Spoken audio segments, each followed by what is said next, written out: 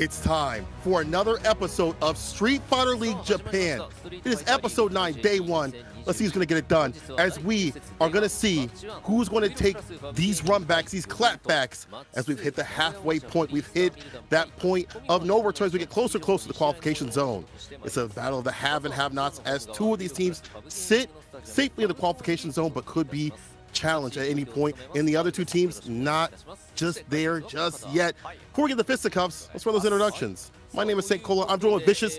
Dog, how are you doing? And what can the people at home expect to see? Pretty much a lot. I mean, a lot of these teams are pretty much some of the heavy hitters of the league, right? Where we talked about the qualification points, we talked about that entire, pretty much the route, right? We talked about like the complete journey here with the slide. We talk about what some of these teams are playing for. All of these teams are playing for that playoff spot to get into the big picture at Capcom Cup, where you see it down below. The playoffs is exactly what we're looking for, right? We're looking for those top 5 spots. And as it stands right now, Good Hit Squad is currently at the very top with 250 points, right? Shinobiism Gaming trailing right behind him. So again, we have some of these teams pretty much trying to solidify their spots into the playoffs at this point. As for the others, well, they need as many points as possible to be within contention. Again, there's just so much on the line as we get into each and every one of these weeks. This one, no different than the rest of them. Absolutely. And for the people who do not know, a little bit late with it, this is more of a team tournament sort of thing. 3 players going up out of the 4, and they're all playing for a lot of guap. 8 million yen split between 5, 2, and 1. That's first, second, and third place respectively. That's a lot of money, but more importantly, as you had mentioned, the qualification seat to be the best team in Japan. But not only that, the winner of that gets another reward, that is to fight off against the US and the EU later on to who's the best team in all the land. That is going to be fantastic. But of course, getting ahead of myself, can't wait to see what's going to be going on as we have Hamiko and Aru up as the commentators, Japanese commentators, taking a big old gulp of that Red Bull. I'm sure that's waking them up, and y'all will be waking up to this great Street Fighter V action.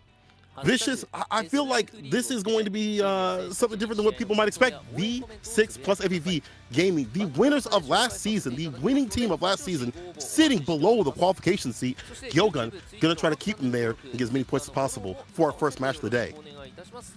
It's actually kind of wild, right? I think Gyogun also had some pretty similar results last season where they kind of sprung up on the rest of the teams and made it to the qualification spot, but they've been nice and steady thus far. We've been actually pretty close, pretty much predictions from both the commentators. Hamiko and Aru are expecting it to be a very close call, right? Let's take a look at exactly why. This roster has been so sturdy with Mago, the 2D god, leading the pack, not with Karen, but primarily with that Luke play, right? That switch off has been nothing but beneficial, just like a main character for Mr. Optimal, Machivo, pretty much sticking to his guns, going with Nikali all the way through thus far. And with a great backup from the Suzaku, Mizuha utilizing another Luke.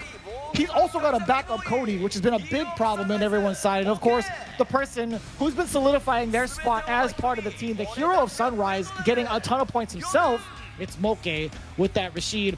But something tells me, in fact, our producers tell me, that Moke might actually be using Falk this time around. What?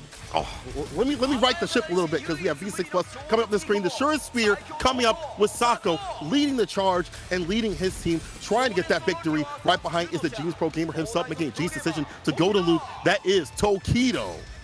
After that is going to be Judgment, calling the shots out here with the Tiger and the Luke. That is Bonchan. And last but certainly not least, the subspace on Sansara himself, sitting in the wings. YHC Mochi with that fantastic sim play. I can't wait to see what's going to happen there. You just mentioned that we might be seeing a Falk, but also this team right here might be showing something different. Just a little quip before we begin to everything. I love seeing that Bonchan's wife Anna had give us a little insight onto how the children feel about Bonchan's switch. Yeah. You know, if he switches over Sagat, switch over to Sagat, they're a little bit upset because they know him for that. But you got to make the right decisions when it comes to Street Fighter V, and we're going to see who's coming up. And you were right, the Falk coming up from Moke to start things off, and then we see the Cody and then the Luke. That's a strong team right there. It's a pretty hard team to kind of counter against. I think there's a bit of unfamiliarity, at least on one aspect, specifically the Falk play, right? We've talked about this character being a counter pick a couple of times over for one other person, and that was Demo. But other than that, I don't know what it's like in regards to practice for the FAV V6 squad, or sorry, the V6 squad. I don't know how well versed they are specifically against this particular pick. So it really comes to my attention when I look into how Hamiko had picked some of his predictions. Like, who would he send up against? Well, first and foremost, I was looking into it. He was looking to see whether or not it would be, I wanted to say, like, if it was going to be any other Luke to gonna go against it, maybe like Bonchan to send him up. But we'll see if that's going to be the case, right?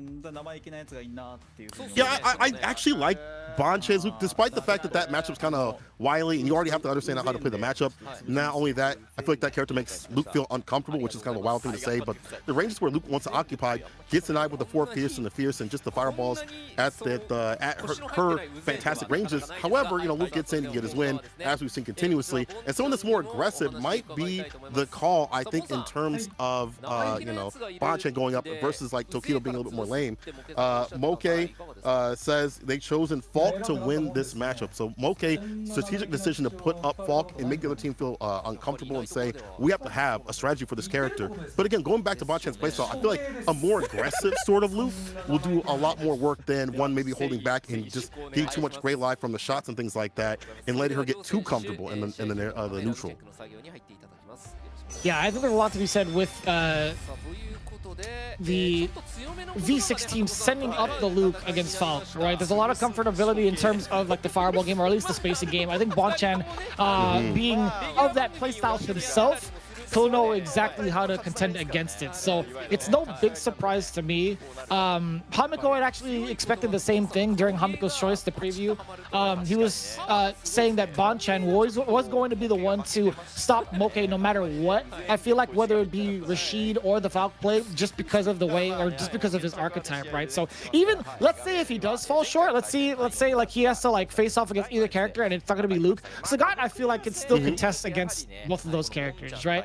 Rashid a little bit more of a nuisance, but I still think like the Tiger Shot's going to keep people away. I think the way that Bonchan plays in general is going to keep him away. So we're going to see how this plays out, right? I think overall, when you're looking at the record that Bonchan has, he actually fell significantly short against Mago, so I imagine he would not want to play that matchup. He would not want to be the one saved for anchor spot. So he's going to try to get these points against a matchup where he knows he could try to like, or at least he knows he could deal with the spacing issue. I think that the Mago matchup that we saw with Bonchan previously, where Mago was able to get the victory not only in the anchor match but in the first one, I think that the archetypes are so similar, but Mago he's just so hard to stop when he feels comfortable. And for Bonchan, I feel like he just was not as comfortable in that match, the mirror match. So he'd rather want to play a non-mirror match sort of game. And I do think that Sagat can fight Falk in some of these cases where she wants to do the shots, the aerial shots. That standing heavy kick and the forward heavy kick occupies so much range and space. And if you get a nice little crush counter, that's a DP for free, meaty fireball right after.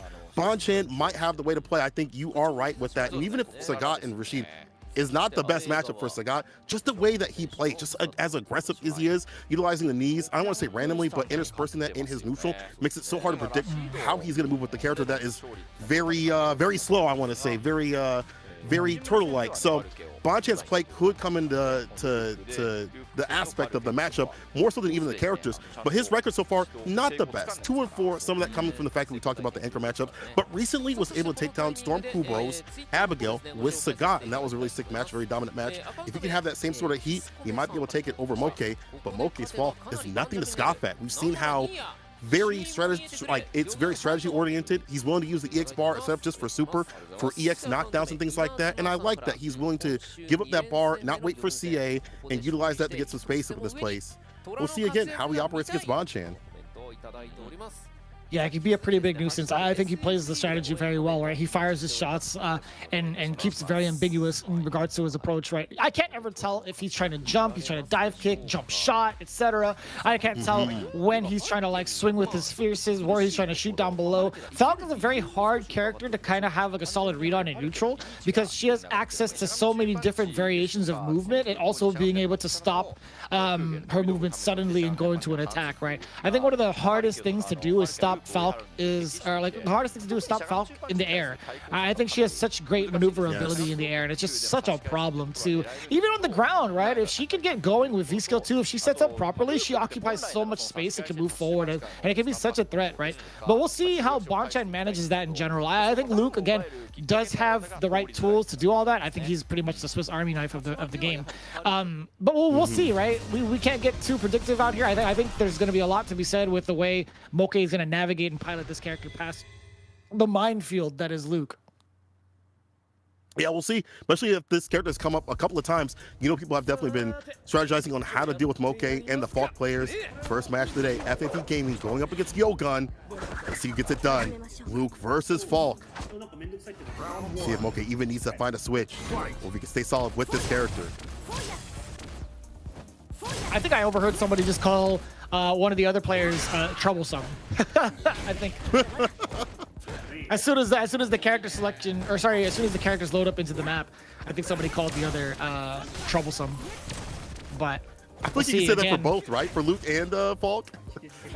Oh yeah, oh yeah. That's why I feel like it's a little bit sarcastic when you say it's towards Falk, because like it's funny because like you're playing Luke, but at the same time it's like, all right, well, I don't have a lot of experience against Falk players, and to be fair, look at how much space she kind of occupies, right? That V-Skill 2 could be such a problem. Bonchan already at the deficit, right? Majority of the time, Moke has out-poked Bonchan, but that's sweet, letting it ring. Really fortunate. Bonchan's able to throw those out because of the fact that he has trigger to back it up.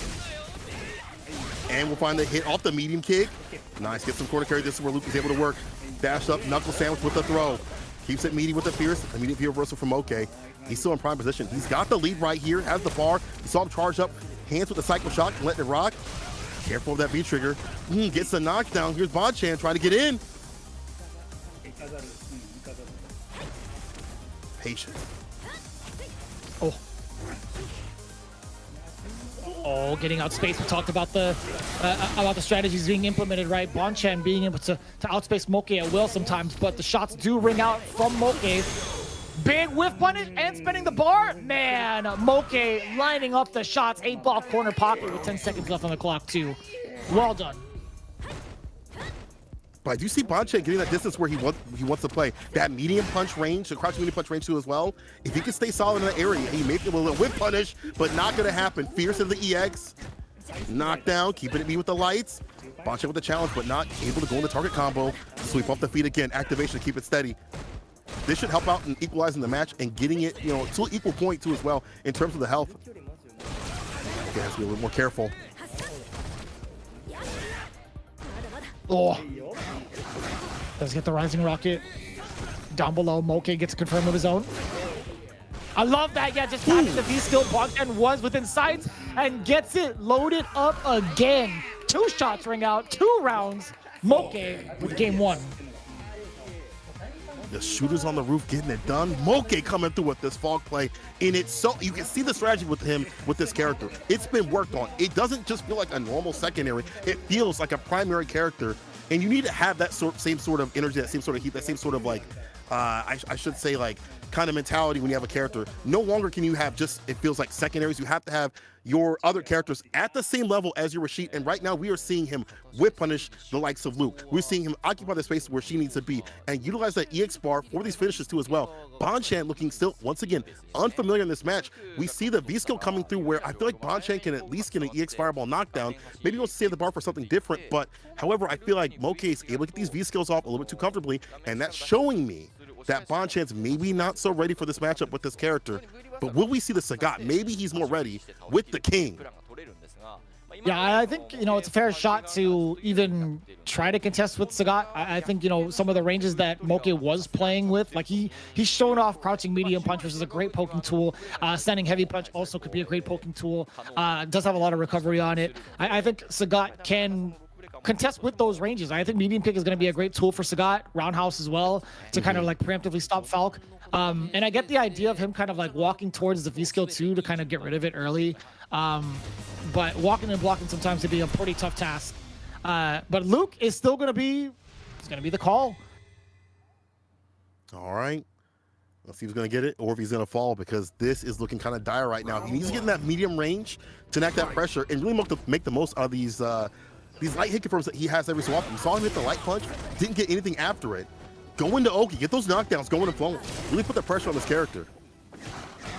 So hard though. The challenge on the dash, and Moke so ready and steady. Yeah, pushing into the corner. Those cross jabs were absolutely ready for it too. Moke has just been in full control, does get a counter hit, and I love him spending the bar early for the corner control against Bonchan. But if he overcommits, yeah, this is the great space to play at. Yes, sir, the stun and done. Actually going to be a perfect KO. Moke is in full control and not overstepping his boundaries. The only time he's up close and personal is when he's trying to get some of these meaties going, and man, he's finding a lot of success against Bonchan right now. We see some of the sandblasters ring out from Bonchan, but it hasn't really found him any success. Does get the target combo, catching Moke in places where he shouldn't be, brings the shots out in top, and now he's going to be facing the corner just a little bit. Bonchan, what are you going to do to keep this man there? The big counter hit from Moke. V-skill. And look at that, covered all that range. You're so careful about that because that's plus frames too as well, and the extension for the damage. And Falk can definitely dish it out. B reversal, get some distance with it. But that dash in, minus, blocks it out. A lot of great life on both sides, but Bonchan still not comfortable. Not even comfortable to ring out the fireballs at all. Gets to confirm Moke in his bag right now. The shot's all charged up, and we've seen him use that EX bar. The sweep off the feet though. Here's Bonchan. The walk back. Moke again, not giving him too much ground. B reversal. That's almost the end of the round. So smart. One good conversion from Moke will be over. And it's so smart too. Bonchan does get a medium kick, but he's still got such a hill to climb. He can't get past everything that Moke has been presenting. That forward fierce now checking Bonchan. We see the low forwards hit, but Bonchan doesn't have a confirm behind it.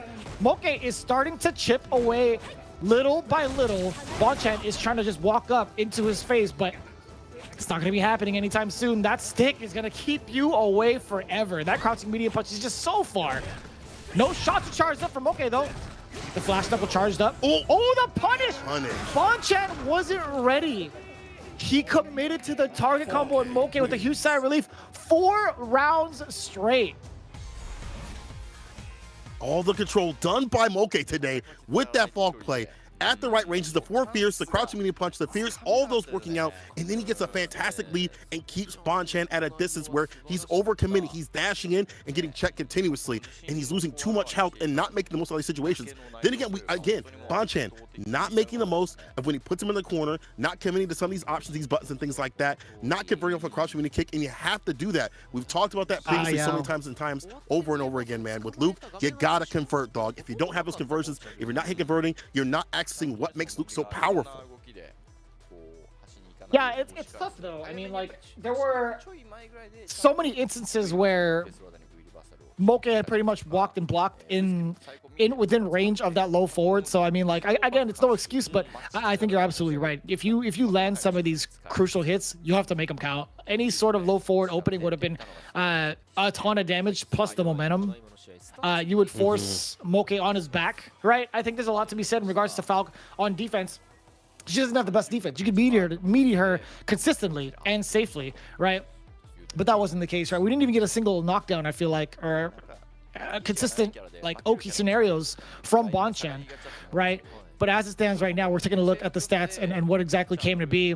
In regards of the anti-airs, it was a pretty much grounded game, right? We didn't see any like giant bust outs either. And as for the strike grab mix-up, that really wasn't prevalent in the story, right? There wasn't too much close contact, which is the story, right? Moke had been able to stave off Bonchan throughout the entirety of these matches, and that's pretty impressive to say, right? That's exactly why we've yielded such small results when it came to the head-to-head comparison. So Moke really showing such huge progress week after week. Every time he stepped up to the plate, it's been so phenomenal. But talking about the next match, Mizuha, this is the question I had for you, actually. So between Mizuha and Mago, I was going to ask you, who do you think they're going to send the big counter pick play towards with the Subspace Sansara, right? I wanted to see Tori Meshi face off against either of these two players, but it looks like it's going to be Mizuha.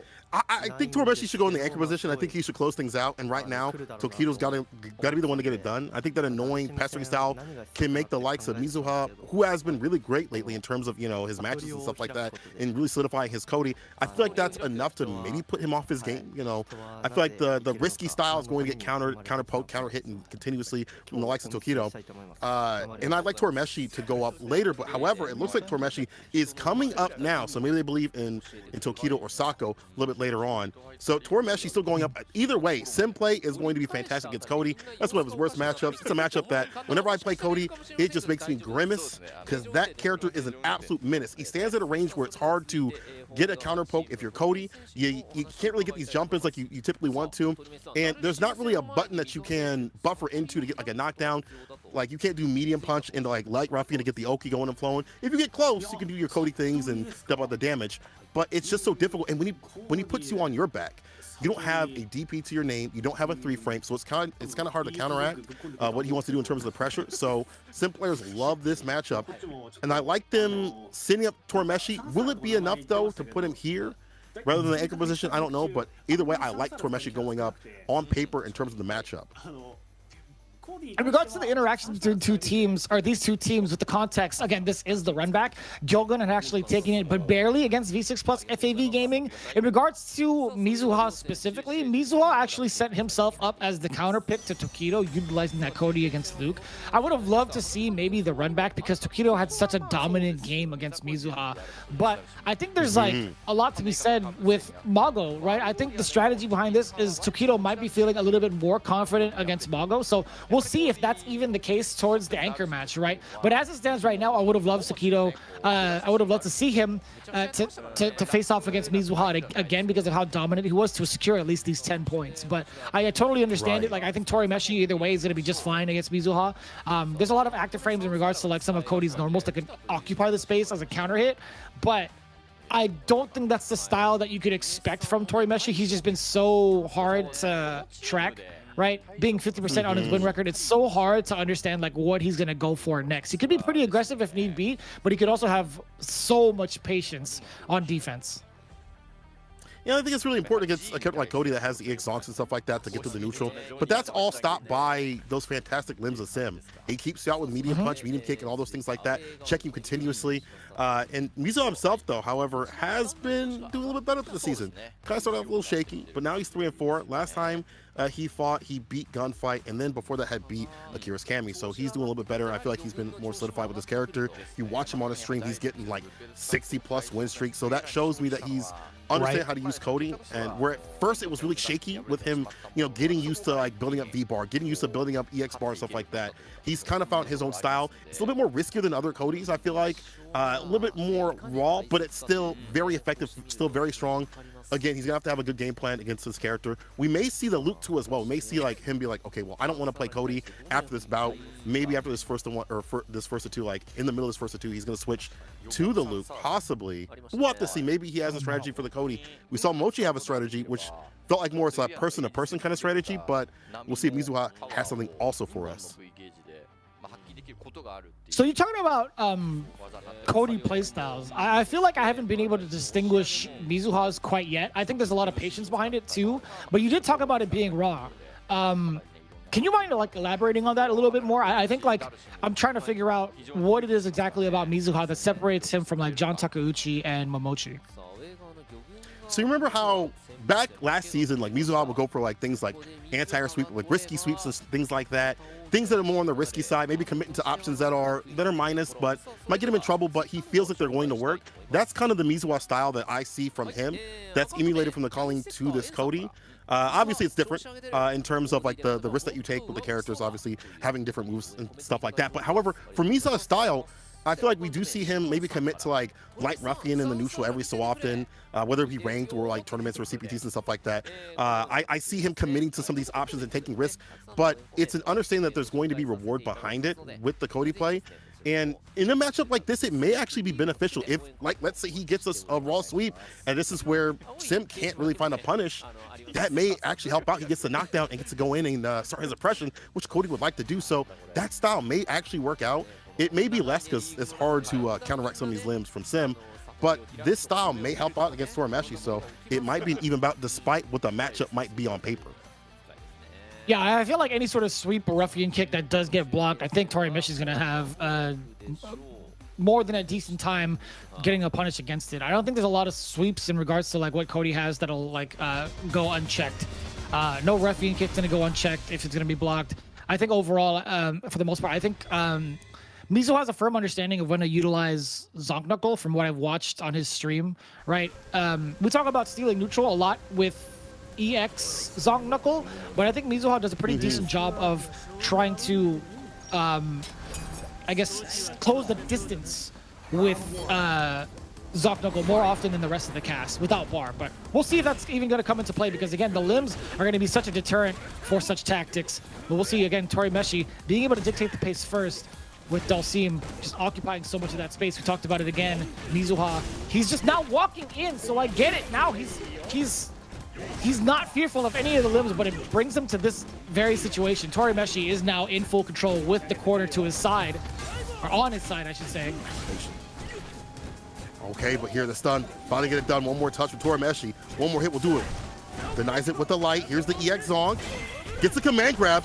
Make the most of the situation. Try to get another one to get it done. The jump back. Death by 1,000 cuts. And one more touch. We'll see it. Looking for the sniper. The shooter on the roof. At the top. That wasn't enough to kill. Next hit will. And this looks so difficult for Mizuha to counteract. Even at the Zonk at that distance, he wants to get in at least close range to at least present the idea of the Zonk, but it's so hard so much. He keeps him out continuously. Yeah, and he's walked in so many times into a bunch of limbs, but now we get to see the big neutral stealer, right? EX Zonk Knuckle back-to-back 2 times over, and now Tori Meshi's in this corner. But is it going to be enough for Mizuha to stop him? I think Tori Meshi, again, does a fantastic job on defense. Look at that. Already fights his way out. How did he do that? That was 2 drills, by the way. He started his offense off with 2 well-spaced drills, and now he's punishing the ruffians. Again, I don't think ruffians are going to be the strategy. I don't think that's going to be it at all. He does throw a shot out with the roundhouse version, but that's one of many to go. Looking for that sweep once again. This is a bad situation. The mix gets the back, though. Able to stay solid. Gets that feet trigger. Only cinches a little bit of the hair right there. Looking for him to come down with the crouch fierce, waiting for him. Come on down to 4-1, but Tori Meshi put him in a bad situation either way. Look at that smiling, knowing how bad this matchup is. It's funny. I don't think it's like that bad of a matchup. It just needs to play. It need to be played like a little bit slower. I think what's funny about that is Tori Meshi's intention from way up there was literally to bring back the ball. Like he wanted to get the first ball out there, and I could tell. Like I've seen that kind of play style from like Dank and Diaz, where they've been so focused on trying to bring back that ball. It's like, oh well, one is gone. I might as well throw out another one from up here because I can't get hit, right? So I can totally tell like Tori Meshi's intentions on that one. We'll get the double Laffy Taffy. We see the rope, pretty much the jump rope hitting Mizuha 2 times over. Again, the 3rd roundhouse, he's letting it ring. Mizuha has run into so many normals thus far, committing to some of these big offensive guesses. I'm liking this right now. The situation, ball is light. That's going to be stunned. More than enough damage. Tori Meshi looking to be the big outlaw against Cody, the mayor of Metro City. There's that medium ruffian trying to catch a limb possibly, but not getting in. Unfortunately, Tori Meshi with these punishes, and now putting up in the corner. EX Zonk gets the heavy addition, goes for the low ruffian for the Oki. Now gets the activation, make the comeback. EX once again for the ruffian, and puts him in the corner. This is going to be a rough situation to deal with. Reset. No, just the damage. I like this. Command grab will kill. Off in the corner, and the command grab. Yep. Oh, God, you called it. Yeah, it's more than enough damage, right? A solid frame trap would happen. A throw would not kill, but Yeah, so he pretty much weighed out the risk rewards. He wanted to go for the kill right then and there to send a message to Tori Meshi. But that's going to be big ammo. Man, you still get the full extension? And that was so ambiguous. Mizuha, he's only one stun away. He's going to get hit, right? If he gets hit, it's over. Oh, boy. Or at least a lot of damage. A lot of damage. Not over. I'm sorry. That's a lot of damage. One more guess. Top of the corner. There's the throw. And Tori Meshi taking it 2-0 over Mizuha. Gripped up and slipped down. Unfortunately, that is the end of the round. Tori Meshi putting on so much pressure and approach, and even the damage too that came from the character when he's got the X bar. Tori Meshi just too hard to deal with, too difficult to deal with. I like that Mizuha was looking for like the activation, like looking for that to be like the turning point in the round. But Tori Meshi, you see that the rounds that he was able to take, he prevented that from happening, smothering him before the V-trigger could get activated, and just played it perfectly. Played it how you should in that matchup. Yeah, I think the playstyle that Mizuha was trying to implement is not going to be working against someone like Tori Meshi. Just studying the tapes, right? Tori Meshi has been so elusive and so hard to keep grounded in majority of the matches he's played. So that should have been like the objective in mind, is like, we got to play it a lot slower, or at least try to like find our way in with maybe counter poking a couple of normals first, rather than giving him the damage plus the corner at the same time, right? I'm not going to tell him what to do, obviously. I'm not the guy that's sitting up there, but it's something to be cognizant about. I think just studying the tapes of Tori Meshi, there could have been a little bit more fine-tuning in the gameplay, or at least fine-tuning in the strategies prior to the matches. But as it stands right now, we see how imperative the strike throw game was for both, right? Not a single throw was teched on both ends, because both characters can be pretty dangerous in regards to any sort of frame trap scenario. Don't want to be knocked down, especially when you're coding, you know, being oppressed by the EX fireballs, things like that with the mixes and stuff. You want to hold those throws. And the anti-airs were good on both sides. Now, let's see who's good at this anchor match. Mago sitting in that solidified position right there to take it for his team, to take it back for his team. I think it's going to be Tokido going up. I feel like there's going to be someone that's going to challenge this Luke-on-Luke action. It's going to be Tokido. However, I mean, there is Sako, but I think overall, I think Tokido's the play. What about you? Yeah, I honestly think Tokido's the play as well. I don't want to see, or I personally wouldn't want to see Minot versus Luke. That could be such a problem. And it's proven to be a couple of times over for Sakonoko throughout his record in the league right now. Tokido currently sitting at pretty much 50%. He's like one of the top point earners along with Tori Meshi right now. I think Tori Meshi's got himself like, what, 60 points thus far. Tokido's actually trailing right behind him with 45 with both Luke and Uryo, right? So we're going to see how this specific match plays out. We're getting closer and closer to seeing the finality of it. I think, you know, the predictions that both of the casters had is either, I think it was I think Hamiko had predicted it to be a 25-20 match, but it's actually going to be at least 10-30 in one of the team's favors, right? I think Aru might be the one closer to it. So we'll see how this plays out. I think Tokido might be the one to go up against Mago's Luke. So I'm kind of curious to see what the pre-game interview would be from Mago, because these guys have such a long history with each other, right? In various fighting games. Or, yeah, even in various iterations of Street Fighter, for that matter. Yeah. Oh, yeah, they've been fighting for years upon years. But something different when you have Street Fighter 5 and two Luke players.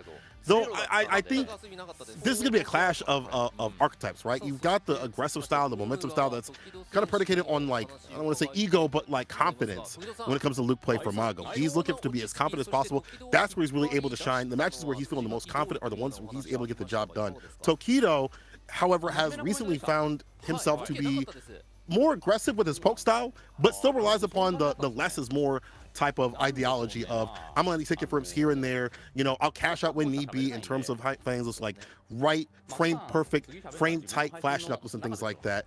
But overall, it's just poking with lights, poking with like into like target combo, things like that with the mediums, and then being annoying with the V-trigger. So it's definitely going to be different Lukes going up against each other.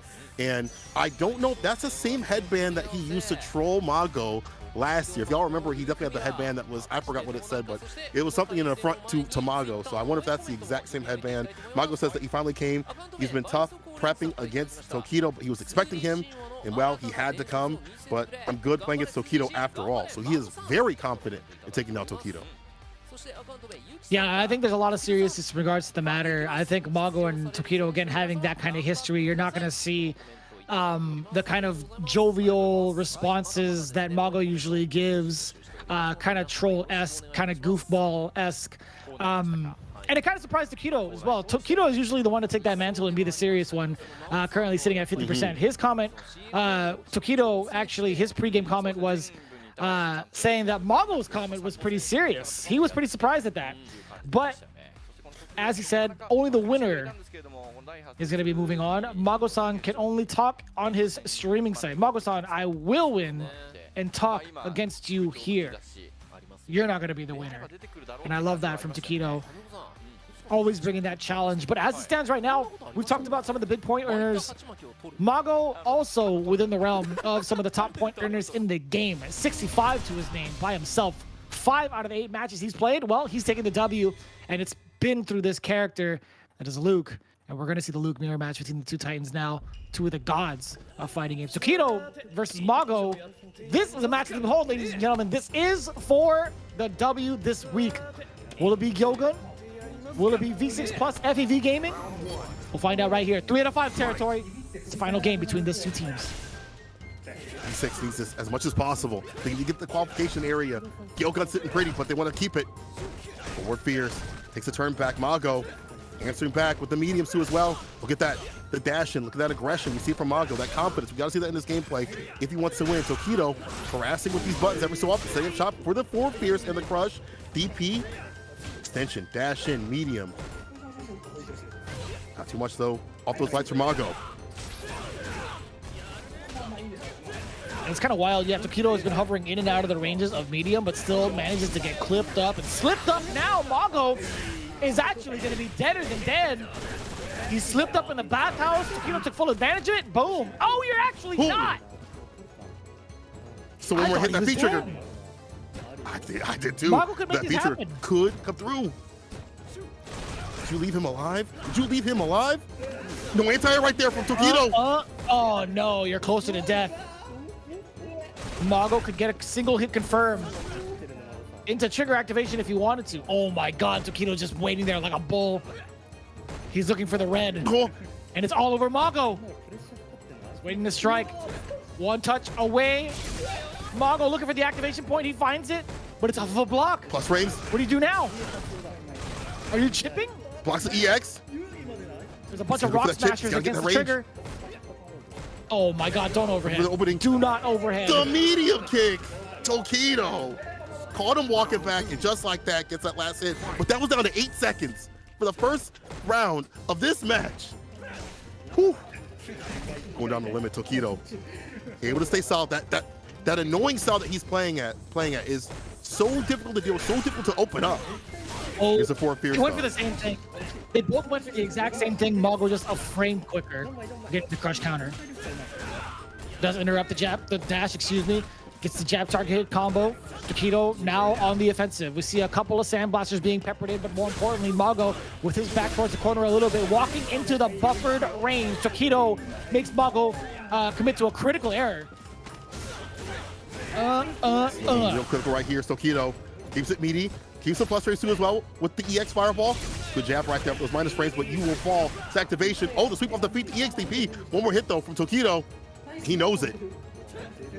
Can hide the EX Sandblast right behind these V-trigger shots too as well, and the normal ones. Mago running into another medium kick, and that does it. Tokido with the first one. The first match. Man.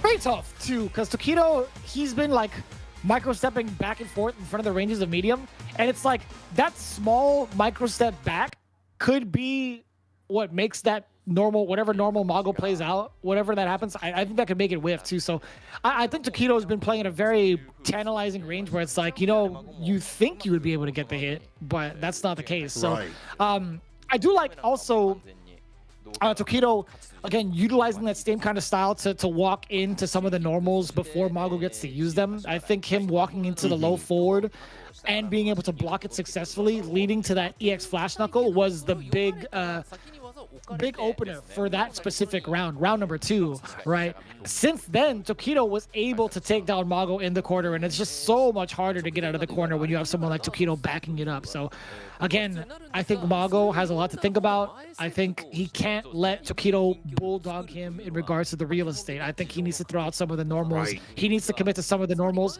at least just pressuring for pressure. rather than buffering. I think him just pressing the buttons to kind of go and take some of the space would be super important against Tokido. Especially, I feel like there's that timidness when he's not whip punishing standing medium kick. Obviously, it's hard because we see Tokido sprinkling in the crush counter buttons like the fierce and even like forward fierce and stuff like that to delete that button off the table. However, some of these buttons are let loose, and we've not seen anything from Mago where he's typically able to whip punish and deal with those buttons. If a medium kick comes out, that's your chance for a medium punch to come through from the side of Mago. He's got to not let Tokido get this back and forth range. But there's the target combo. Off to a fantastic start is Tokido. Already put him in the corner before 10 seconds had even hit. Yeah.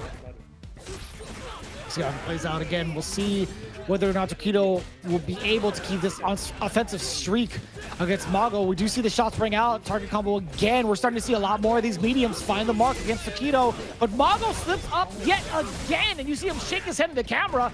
Now, Tokido is pretty much a back throw away, tried to go for it. Mago finding the tech, but the trigger. No, he runs into a rock smasher first. One more hit will do it. Tokido, once again, in this one-touch scenario, Mago has to route it back. It's going to be a tough hill to climb, but he might be fine. He's got the bar at the bottom for the super. Another walk-up throw. Tokido willing to take it. The challenge on Wake Up with the light. Anyone's game still. Mago maybe trying to go for the chip, no dip. Got the activation, but the medium kick again. The tail of the tapes, that deadly medium kick coming through. That medium kick has gotten a lot of mileage thus far for Tokido. I think there's, what, 3 rounds so far where he's been able to take a W off of it. They're pretty clutch. Speaking of medium kicks, the low one is pretty good as well. Look at the amount of damage you get and how far it takes you to the corner. Plus frames, you should know that. Again, EX Sandblaster in the corner. You treat it like an EX Fireball, which it is. We see the opener now from Mago. Forward throw after the big opener down below. Slowly bulldogging Tokido.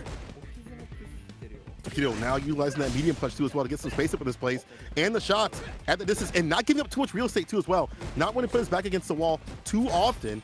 And I like that, taking back his turn with the buttons are going to push Mago out on block too as well. Bar at the bottom for both in terms of V-trigger. Tokido hiding these shots. A Fireball EX addition could come through to knock Mago down.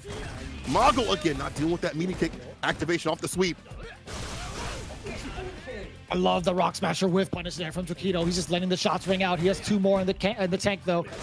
Unless Mago has something to say about it. Okay, at least has 1 more now. There we go. You get rid of the V-trigger, and you also get this damage. Tokido stuck in the corner. Forward fierce to keep him in check. Okay, V-trigger from Mago in the back, though. 1 more hit will do it. Might go for that chip, no dip if Tokido activates, but Tokido may not even need to. He's got the bar at the bottom himself. He can utilize that for the EX shots too as well, or if he gets a nice little conversion off the crouching medium kick, or even off a medium, but he has to do something quick. Mago in the lead, and will take it with the crouch light, and taking a page from Tokido's book to stay a little bit more lane when he has the lead. Oh, and that's a bufferable normal that I love to see. That standing light kick being able to start things off. EX Rising Rocket from Tokido, getting himself out of the corner, but still rebuttaling right back. The low forward actually finds the mark. He gets to be confirmed. Mago now making giant strides, actually, all from that EX Flash Knuckle. We see how imperative that is to Luke's kit. It leads to so much. Mago coming back in full force with a very convincing round number 3 in game 2, getting a W. What did we talk about before? You gotta land those hit confirms to get the most out of Luke, and we saw that before. Also, too many buttons from the side of Tokido. Got a little bit too comfortable whipping that crouch medium kick, and Mago was so ready and steady. Maybe Tokido was like, he would never. He hasn't been whip punishing my medium kicks, my crouch medium kicks at all, not even my medium punches. But Mago not only being able to whip punch these buttons, but also getting comfortable when he has the lead and being able to keep it. Structuring his game plan so if I keep the lead, I can stay in the lead, because Luke is tailor-made for that. That V-trigger allows him to keep the lead as much as possible. It's so hard to deal with the V-trigger fireballs. It's so hard to deal with the normal fireballs too as well. And he can pester you with the jabs as a counter to the dashes. So I like that Mago's taking a page out of Tokido's book to say, if I've got the lead, I'm going to keep the lead. And right now we're going to keep running some matches. We are game to game. Let's go. Not a blowout. We're starting to see these confirms come to fruition, right? Mago making all the hits count. We talked about this in the matchup between Bonchan and Moke.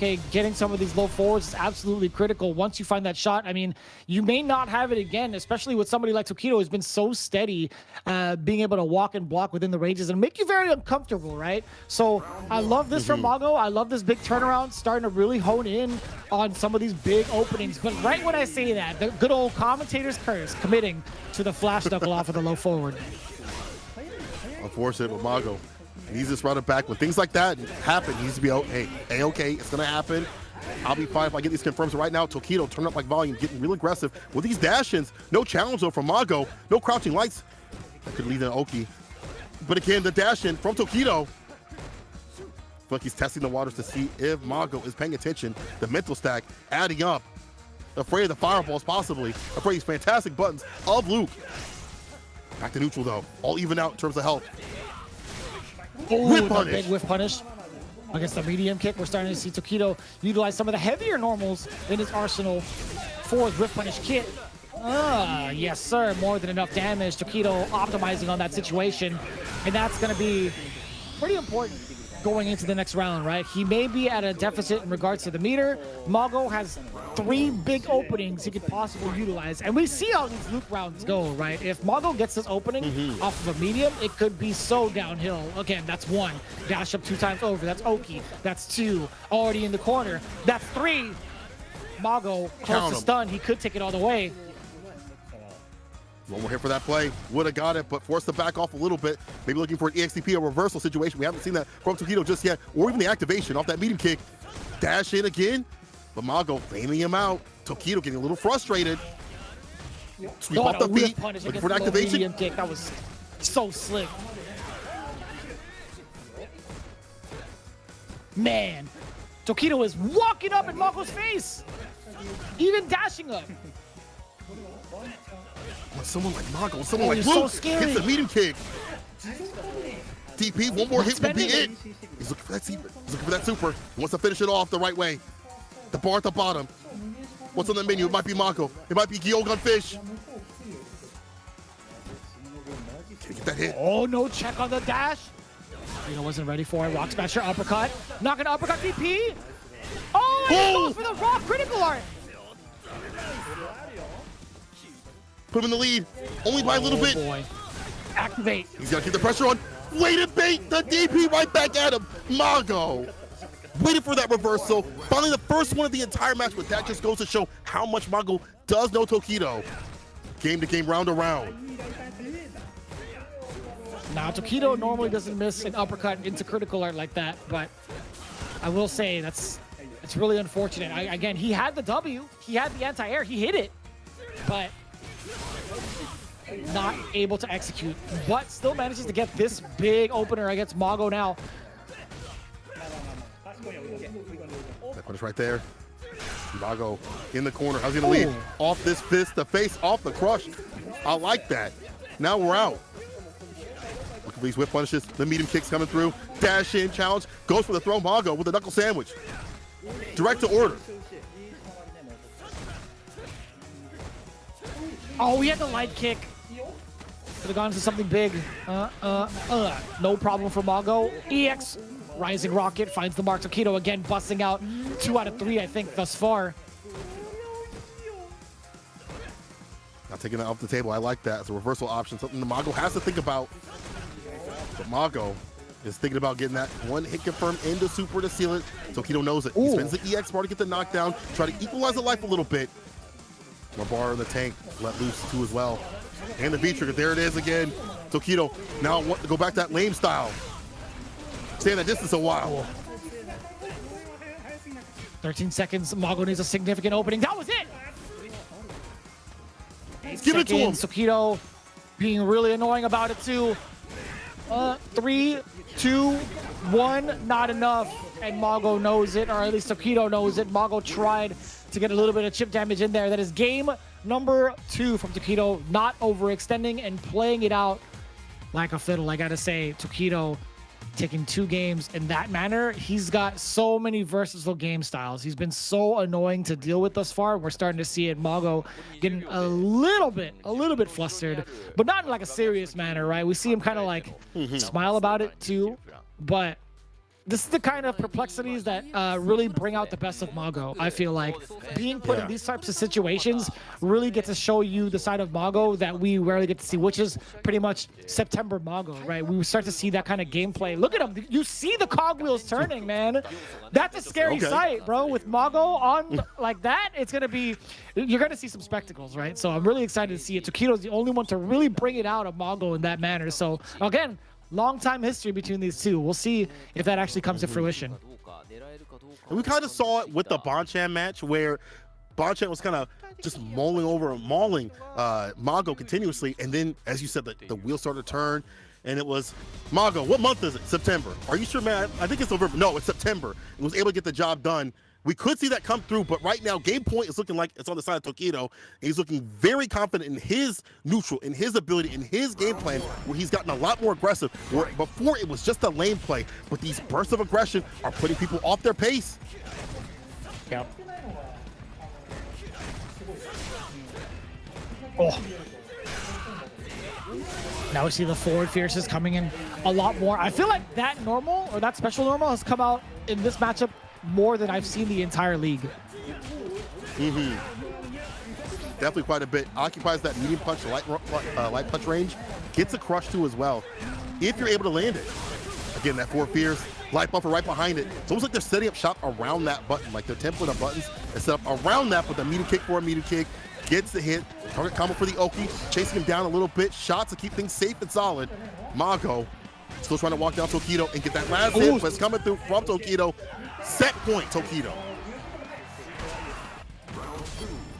We're starting to see things kind of go Tokido's way. He's still walking within that range. A lot of bulldogging. We see how imperative that is, but now Mago finding the hit after the 3rd attempt at the low medium kick. He is not deterred. He's pretty stubborn himself. Looking for another opening. Low forward to check, and he does get the big confirm against Tokido. That is 2 times. We'll see if he can go for it again, but Tokido well aware. We see that forward heavy punch coming into play again.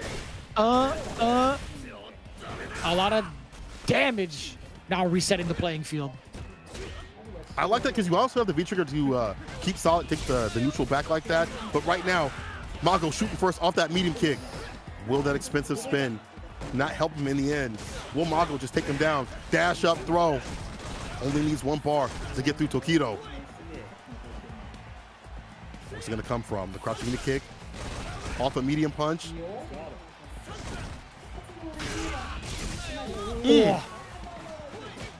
Look at how many sweeps you get. What is that, 3? Or sorry, dashes. You get 3 dashes? I like it. The corpse run. Pushing him to the corner. Need to take for a little bit of damage. The dash up medium kick. Mago standing on set point. It's not over yet. I wonder what it was from Tokido. We did see a counter hit on his side on wake up.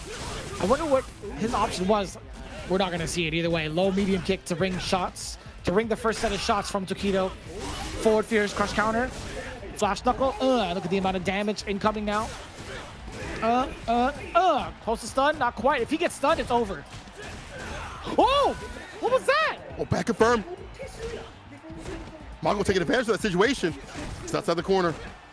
Can work his way out, but Tokido still in the lead. Like that from Tokido. Knowing that he is still in the lead, he can still take it back like that. That Mago is gonna have to work a lot harder. The 4th fierce caught him coming in, and that's the win. Tokido with the EX Knuckles. Yeah, that last it was pretty tough to manage, right? Mago had to come back from so much, and he was literally 1 tap away from dying until that critical error from Tokido. But it wasn't as critical as we thought, right? Being hit after like 1 sequence, he gets pushed back to the mid screen. Tokido gets to dictate the entire pace again. So that's such a tough hill to climb, right? So Mago doing the best that he could. It's going to be a 30-10 win for V6 plus FAV Gaming. Did any of our commentators call it right? Well, no, not quite. Looking into it, Hamiko would say, or Hamiko actually predicted a V6 winning, but in a 25-20 manner. But as it is right now, again, 30-10, pretty significant for V6 Plus FAV Gaming. That's going to shoot them up to a pretty favorable position this week, right? I think that bumps them up to 185 points, which knocks down Saishun Kansol Kumamoto, who will be playing in pretty much week 9, but the following day, right? So big progress being made from V6 Plus FAV Gaming. However, for the side of Gyogun, I think they're going to be just fine. They're sitting at 215, so they're still well above Nagoya Oja Body Star, but Nagoya Oja Body Star within earshot as well, and I believe they're going to be playing up in just a little bit, if I'm not mistaken, against Combo Fire Detonation. That's correct. Like seeing the adjustments come from this V6 Plus team, because these were the winners of last season. So seeing them on the downtrend continuously showed me how difficult it is out here at Street Fighter League this year. But it's good to see them not be deterred too much and try to get their W. And Tokido's playstyle, I really like how he played that mirror match. A lot more bar utilized in a better sort of way. EX Fireballs to get the knockdown or get that lead as much as possible. The Super for a lead too as well. Or he used the Super to close it out. I feel like that was one of the bigger tells, besides being more comfortable with the buttons and whiff punishing a lot more consistently, and the 4 Fierce too as well. But just being more confident with those buttons, confident with the meter usage, and spending those resources the right way led him to that victory play. And right now we're getting the interviews from the team. The home team says that they need to fight like Tokido-san, and Tokido-san showcasing how powerful that loop can be if you have these multiple playstyles alternating. This is what we expect from Tokido as a player. We've seen that with Akuma. We've seen that with Uryo. He's able to get aggressive when need be. It just takes him a little bit of a while, but now at this point, Street Fighter League, this later in the year of the meta of Street Fighter V's life, he's found the way to play with Luke.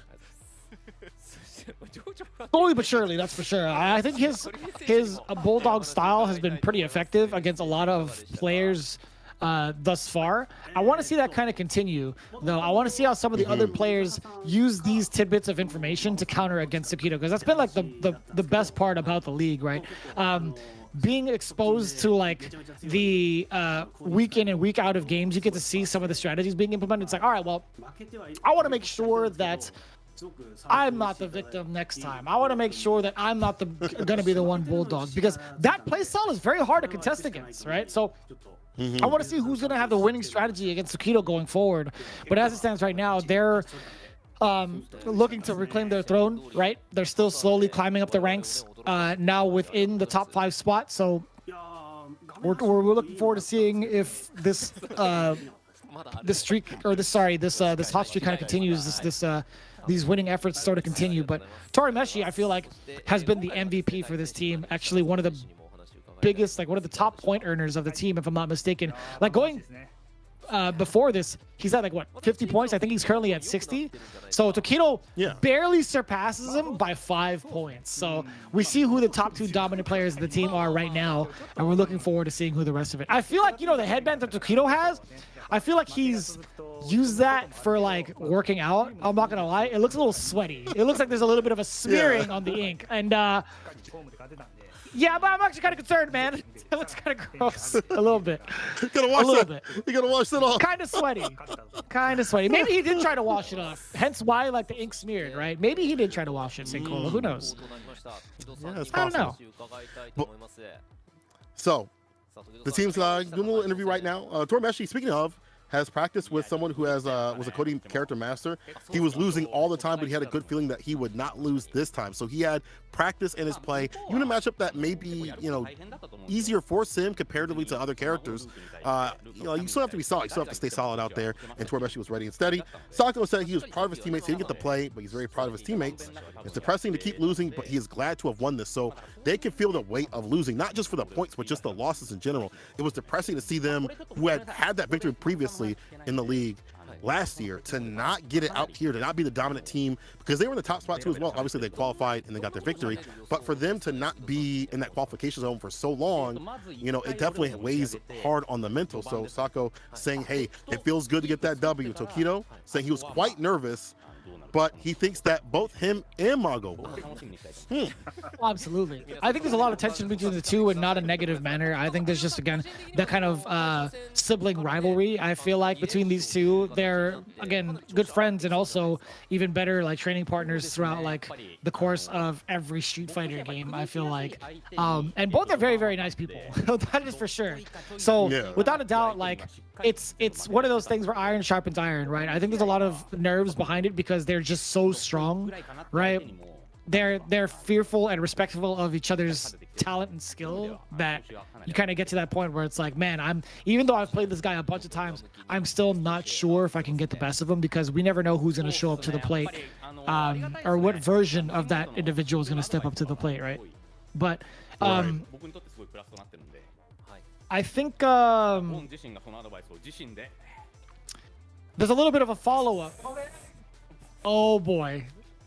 There's a little bit of a follow-up, and even Bonchan is trying to hide away. But Tokido is calling out Mago. He can't ask the question to Mago-san, but he knows that Mago-san can't talk here, so he can't wait to hear what Mago-san is going to say on his stream. And he knows for sure that Mago-san will praise Tokido first. And you know what he's going to say. That's exactly what he ended off with. He's like, you know what he's going to say.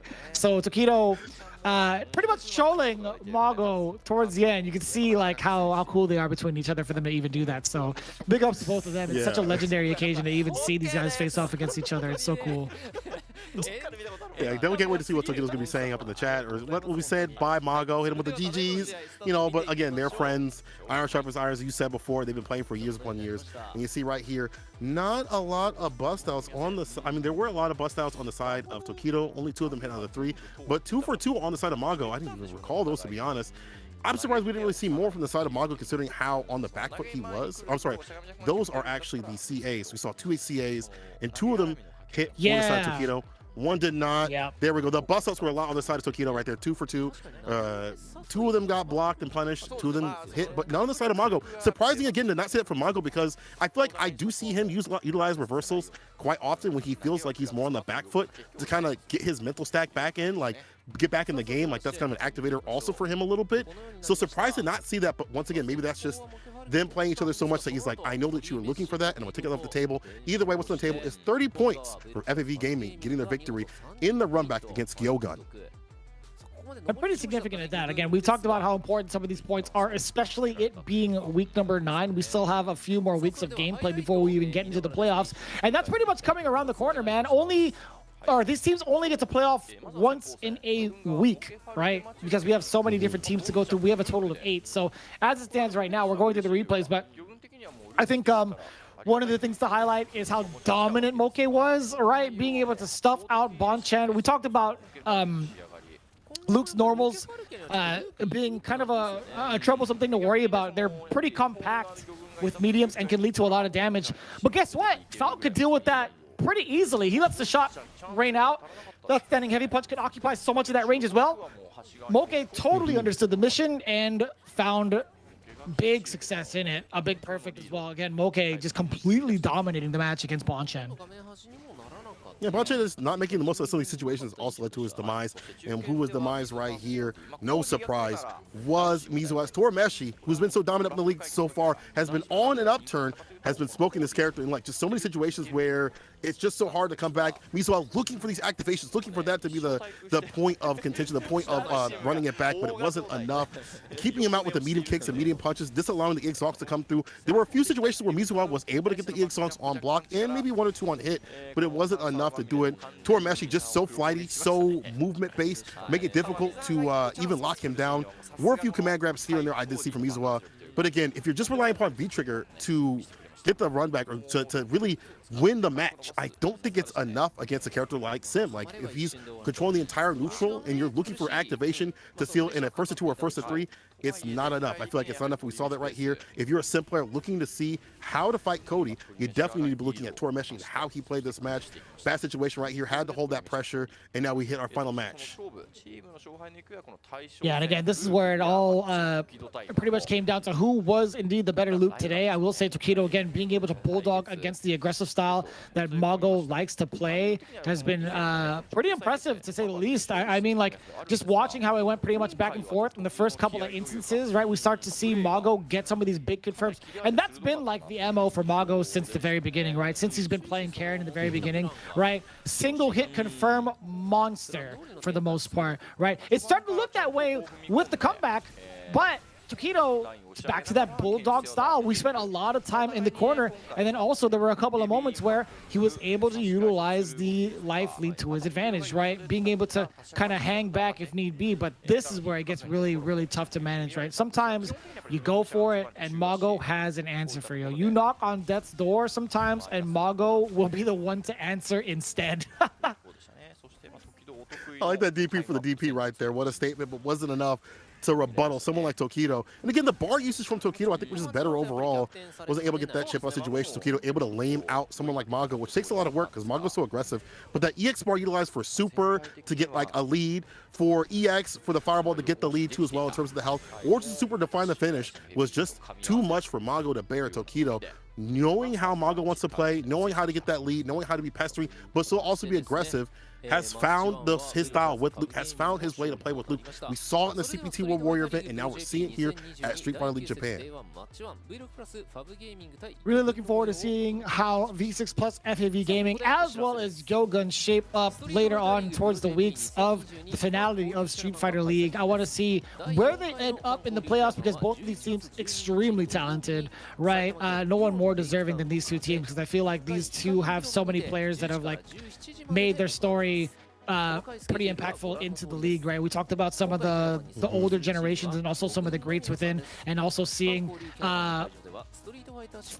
familiar but new to the league kind of faces with Tori Meshi.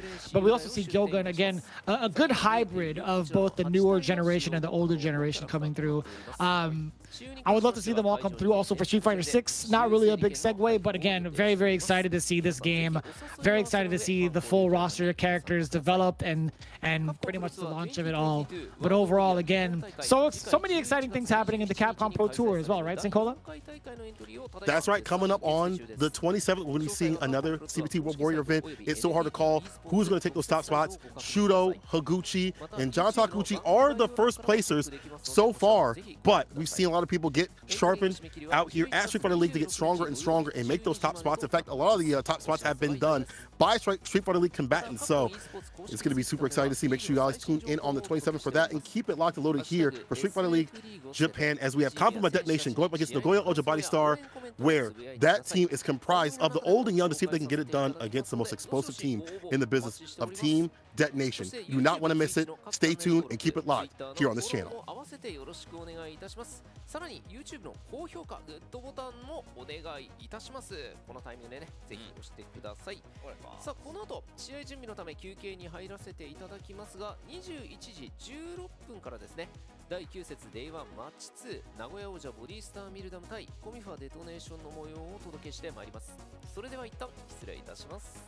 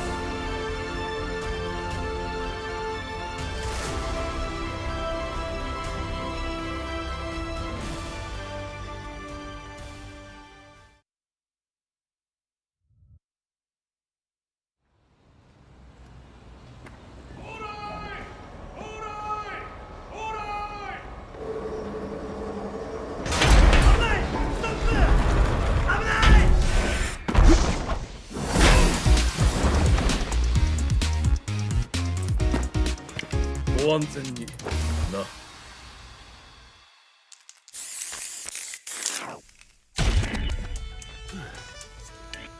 お、新入りかな。うん、いい顔に撮れてるじゃないか。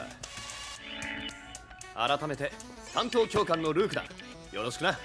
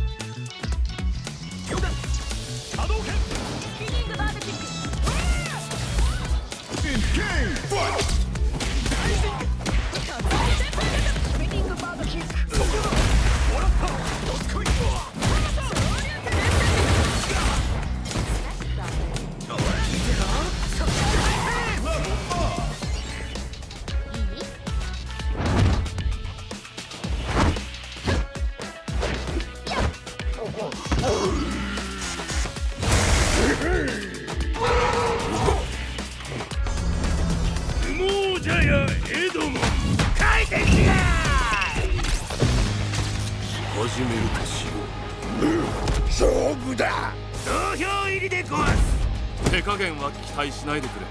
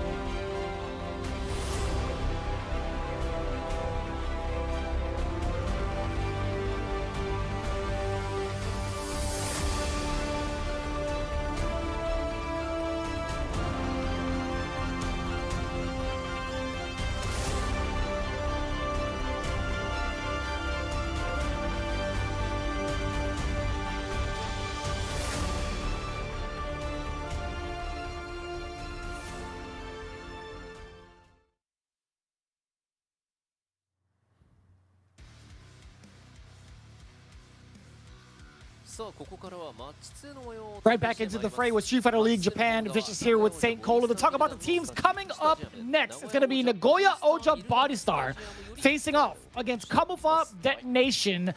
Camouflage Detonation, the latter being a part of the away team. They're going to be the ones putting up their roster first and foremost. But let's take a look at what this team is comprised of. The captain, Itabashi, coming in. The strong arm pillar, aka the meal ticket, coming in with that G. He's going to be leading the pack, followed by Nowman on the side of the Brave. That is the hero side. We've been showing off his prowess with Luke and Cody.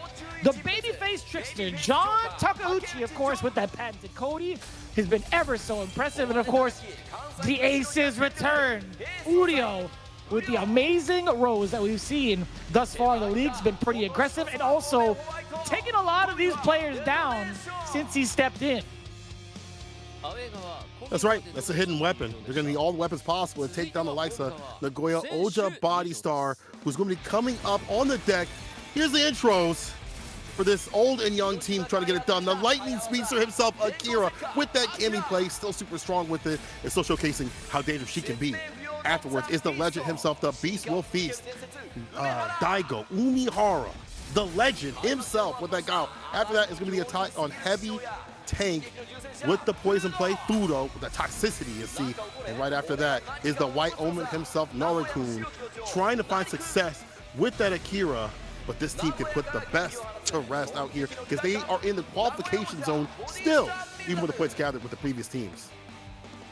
Yeah, I think it's pretty important to think about, Nagoya Oja Body Star still in a somewhat comfortable position as of right now, but that could pretty much slip away in the coming weeks. So they need to secure their spot, and they're going to do it pretty soon. Other than that, we see a lot of these other teams well within earshot to at least get their upbringings against this team. So as it stands right now, we see John Takeuchi pretty much taking a seat on the bench. Well, he hasn't been feeling this well this week, so we do hope that he has a speedy recovery. Big ups to John Takeuchi, who's been a very big, pivotal part of this team right now. So he's gonna have to take a bench seat so far. He's just been a little bit under the weather. As it stands, it's gonna be Nowman using that Luke, Itabashi in the middle spot as the Vanguard with G, and Uryo as the anchor. I like this. I love them implementing their top weapon right now, one of the hot weapons right now they have in the anchor spot. That is the moneymaker right there, along with Itabashi Senki. Uryo with that 4-1 so far, trying to get things done. Itabashi with a few more losses on his side for his 4-3. However, Uryo has definitely been difficult to fight. Not only is the matchup hard to fight, it's just him as a player. So we'll get to that later on. We'll see who's going to come up first on the deck. In terms of what Hamiko and Aru said, it's supposed to be Akira versus Uryo, Daigo versus Itabashi. We'll see what happens in terms of the choices. However, I feel like this is such a well-rounded team. Akira's been kind of like the loot killer. So where you fit him, I think he should go first against the likes of Nowman. He's proven that he can take down this character. He's proven he's got a game plan, not only in the league, but also when I watch him play, he just seems like he has a really good strategized game plan. And overall, that would be a run back too as well, because Nowman's Luke did lose to Akira's Kami the last time they had this fight. One of the things I do want to talk about is how aggressive Uryo can be, just talking about the strategies being implemented against the anchor position. As we see Daigo step up to the plate, I actually would have loved to see Daigo versus Uryo because of the amount of control he has in the neutral. I think what people are fearing the most for this team specifically is how aggressive Uryo can be with both his range and his fireball game. I think Akira is the only one on this team. I feel like in regards to Nagoya Oja Body Star and what they've talked about, they feel like maybe Akira may be the only one on this team that could keep up with the speed of Uryo, right? Speed for speed, I feel like, is what they're going to be going for. And I think Hamiko thought the same as well.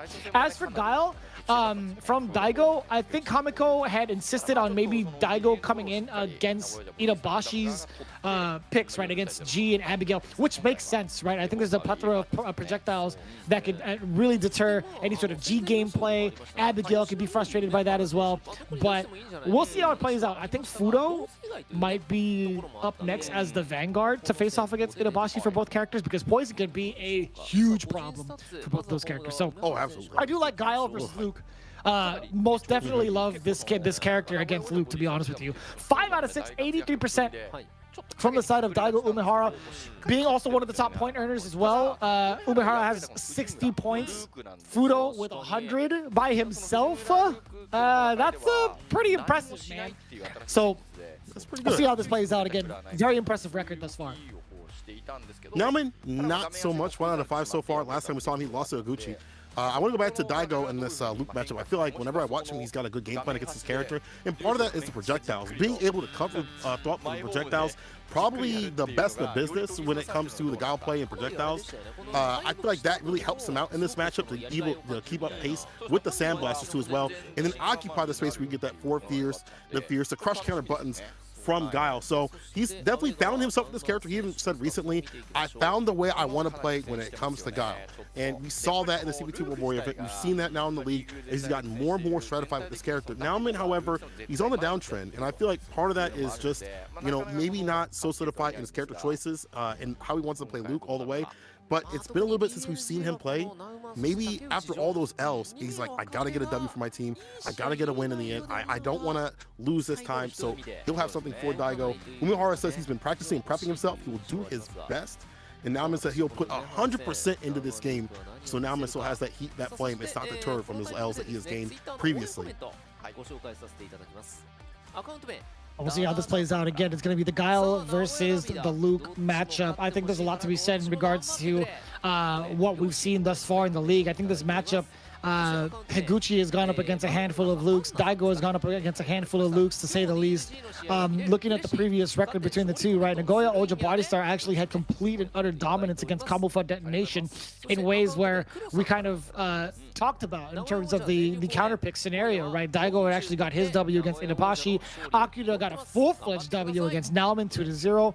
And then Fudo, the one to take down John Takeuchi in the anchor position. So I think Nagoya Oja Bodystar is looking to kind of repeat those results, but in a slightly different way. I do have a solid feeling that Fudo is going to be second and that Akira is going to be third. But as it stands right now, Daigo versus Luke, I feel like this is a matchup he 1000% knows in and out. We've always accredited Daigo with being pretty much the Batman of the FGC. Give him prep time.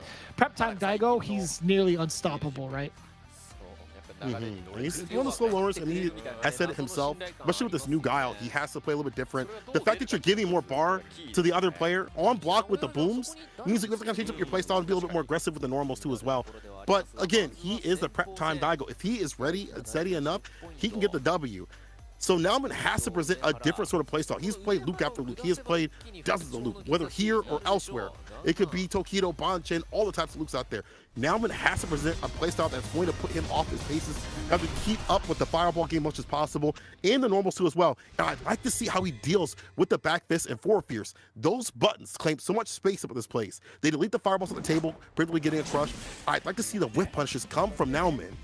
Let's see who's going to get it. First match between the two teams. Oja Bodystar, Detonation. Actually, looking at Daigo's record, I think the only Luke he's fallen short to right now was in week 4 against Fujimura. So maybe if Nowman could kind of emulate that kind of playstyle again, it'd be a whole different story. But yeah, as it stands right now, I think Daigo, he hasn't had the best success against Luke. I think he's only fought off against 1 Luke so far in the league. But in general, like, I feel like I've seen him play against a million Lukes, but that was just probably ranked, like him streaming. But yeah, as it stands right now, he's only played against Luke once, and it was against Fujimura. See how he does right here. Did see him play against Tokido, and I like this playstyle, but Tokido was able to take it. So he's definitely taking notes on that matchup. There's the crush. Once again, try to go for that low. Sonic Boom, answering back, looking for a whip punish, maybe a sweep off the feet if Nowman presents the crouch immunity kick. But even in this corner, he's staying solid, and he's very comfortable. Ooh, crush again. And the shots ring out a couple times over. Ooh, again. That's going to be huge. Yeah, using the freeze. More than enough damage. Daigo in full control and spending that cash. I do love that. Looks like he's in full control, right? I think there's a lot to be said in regards to the space he wants to occupy. Nowman has not been able to kind of open up the defense against Daigo, right? He's been stuck in the corner a couple of times over, and he was still able to fight it out. So it's very impressive. Daigo still able to ring out some of the shots with some of the big crush counters that we've seen thus far. Again! Ooh, he heard you. Try to get that back, though. Not going to happen, though. Now puts him in the corner. Into with the DP. I like that. Cross-cut DP. Can't leave for free. You're paying with the total of your life. Walk up again with the throw. Now Nowman being a little bit more active and interspersing Are some you of his throws kidding every me? so often. He really That did was that. disgusting. The walk up She throw. micro walked back. No, man. I mean, Daigo, the fact that he was able to micro walk back and still get the punish. That was actually pretty godlike. That was such a sick counter. If he's able to get those hits, if Luke is able to get those hits, it's going to be dangerous, but was able to finish it. Walk up throw. It's a combo. Careful of the EX bar at the bottom. Daigo will let those EX fireballs rock. Sweep off the feet. Now I'm trying to answer back. Arch me to kick. No super. Oh, no. He had it, too. Nowman puts a hand to his head. We hear an explosion of, I thought there was like a little bit of laughter, too. That might have been from Fudo. But Nowman, he knows for sure what he did. He actually had the big confirm in the critical art if need be. But it's another day at the office for Daigo, looking as stern and stoic as ever. He's like, you know, that's all right. I'm just going to go ahead and crack my knuckles and get ready for the next one. I'm going to look up in the sky and be like, what do I do again? Oh, yeah, I got this. Flash kick, sonic boom. All right, okay. Take the notes. Sounds good. Yeah. How many special moves do I have? How many special moves? I got two. All right, still have two? Nice. No problem. No problem. Finally, though, the whip punch from Nowman. I like that. Finally looking for that button that's been giving him so much grief with the crushes. And the EX fireball looking for a bait. Gets it off the throw bait. Nowman answering back. Just like that, the counter hit activation. Back. And checking Nowman again. Some of the baby booms no longer in trigger, though. Daigo gets to dictate the pace and be as impressive as ever. But now, no, I lied. Nowman didn't get to make the most out of that hit, and that's going to be a dead Luke. Daigo looking at match point. Nowman not able to utilize that V-trigger opening. A little bit too far off the mark. Daigo does, though. To be able to use the activation to get the side switch with it, too, as well. Not really a comeback factor, but it just allows him to stay in the game. The way he uses it, I should say, is like a comeback factor. Nowman has him caught up in the corner. Got to make the most of these opportunities, but it's so hard. You're scared of the flash kick. Makes him hold the wake-up knuckle sandwich throw. Fierce EX V reversal immediately from Daigo. Back fist, too, as well. He's way outside the corner, still Daigo. Still feels like he has a lot of control. All that bar at the bottom. V-shift in the break. Does catch the recovery against Daigo, but is it going to be enough? Low forward, finding the mark, a very standard combo. One more touch, and he's looking for it. Does get the throw against Daigo, and now gets to play another round. Daigo scratching his chin a little bit. He's like, huh, what happened here? Okay, wait, what? I got whip punish? Some of that was the whip punish, I think, but also just now making the most of these corner opportunities. Keeping it meaty as much as possible.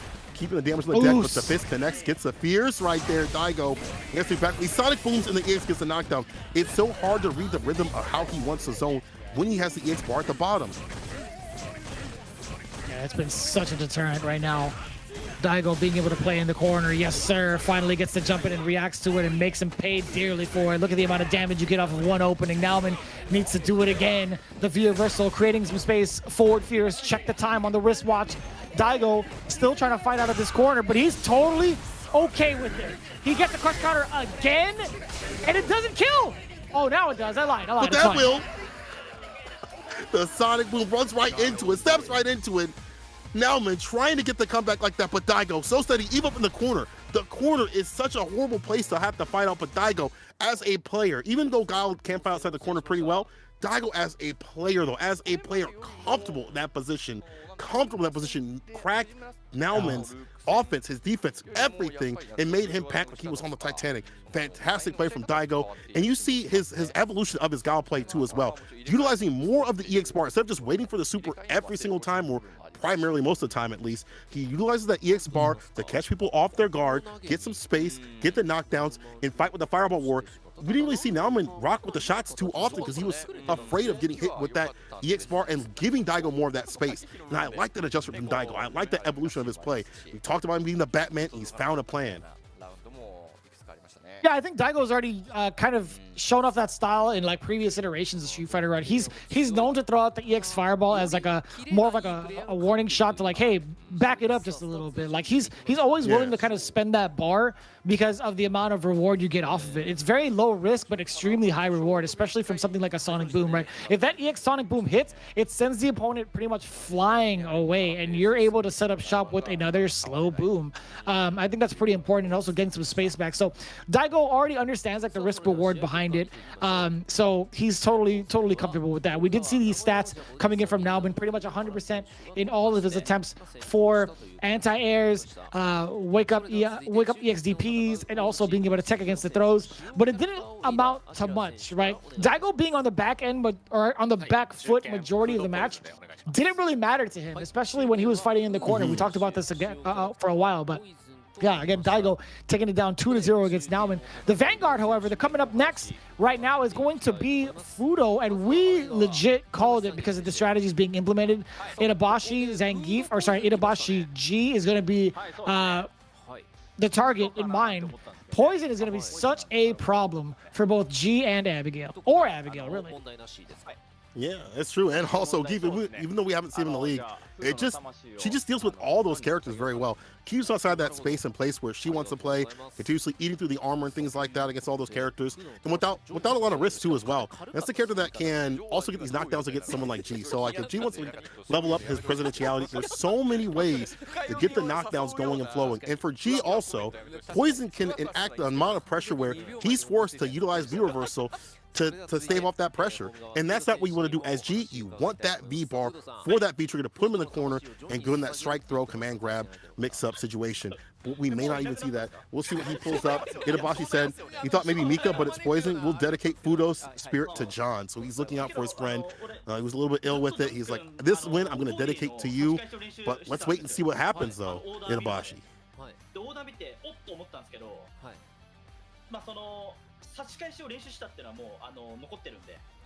What is Nani-kun doing, man? Yeah. I was taking a look to see what he was doing. This man's a troll. I love him. This man's a troll. But going into the matter, I was looking into what he was trying to say during his pregame interview. Fudo, again, being one of the top point earners in the league, sitting at 100 points by himself. No doubt in my mind, he's one of the most dominant players to ever do it in Street Fighter V. He had a fantastic run in one of the years where he was pretty much second in almost every single event pretty much known to man. Bringing it all the way to Street Fighter League, pretty much finding his own with Poison. I think he fully understands like the utilization of this character. I think he's one of the best Poisons out there, pretty much in comparison to IDOM. I think this is the spots of number 1 and number 2 are pretty much interchangeable between Fudo and IDOM. There's no doubt about it. But as it stands right now, Fudo, in regards to this matchup, might be able to take it down in a very convincing manner. No shot at Itabashi, to be honest with you. It's just the matchup itself with G. Such a problem. It's going to be real difficult. The things that you want to do as G, level up that presidentiality, get that V trigger, might be stopped by the likes of Poison. We already talked about the fact that you might have to V reversal the EX whip. That's plus frames, that's into throw, into counter hit combo, whatever, you know, what might happen, the mix. It's a good move, as Idom has said, and it could stop Itabashi from being able to activate. He might have to be like, I might have to spin this V bar, or, you know, flip the coin and hope, pray to whatever's up there that I can get out of the situation. And that can happen continuously, because I feel like Poison's going to be continuously mauling this character on block to build up that EX bar. And someone like Fudo is a lot like very aggressive, a lot more aggressive than other Poison players, even outside of IDOM just in general, but just probably one of the most aggressive Poison players in the business.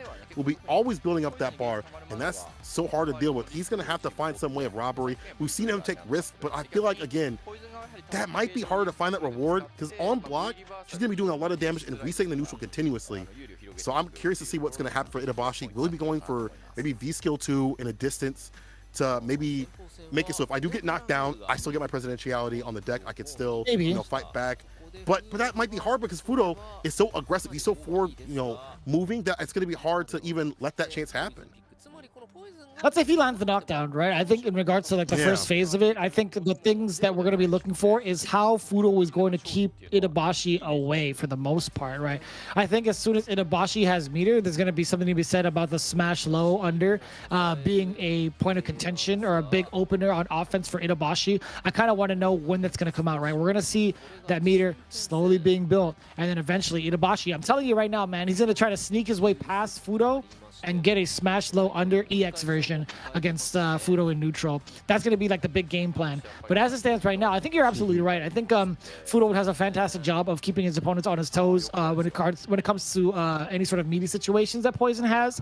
I think him being able to stance cancel into even more normals could be a pretty difficult thing to kind of contest against. Sure, there's only like a sequence, like a single sequence that could lead to like a lot of chip, a lot of gray life, whatever. Not that big of a deal. But what happens afterwards, it's like Poison's still so close to you. It's like, what am I supposed to do to get out? And a 4-frame character with no reversal is going to be suffering up in the neutral. And I just want to point out that Fudo said, your spirit is going to be dedicated to John. Gone already.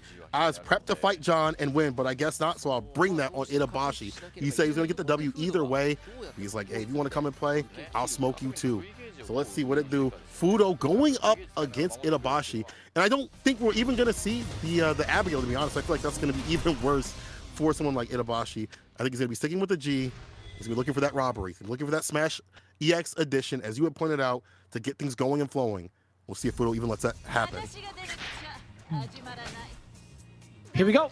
It's going to be the second game. Fudo versus Itabashi. We'll see how this matchup plays out. Poison versus G.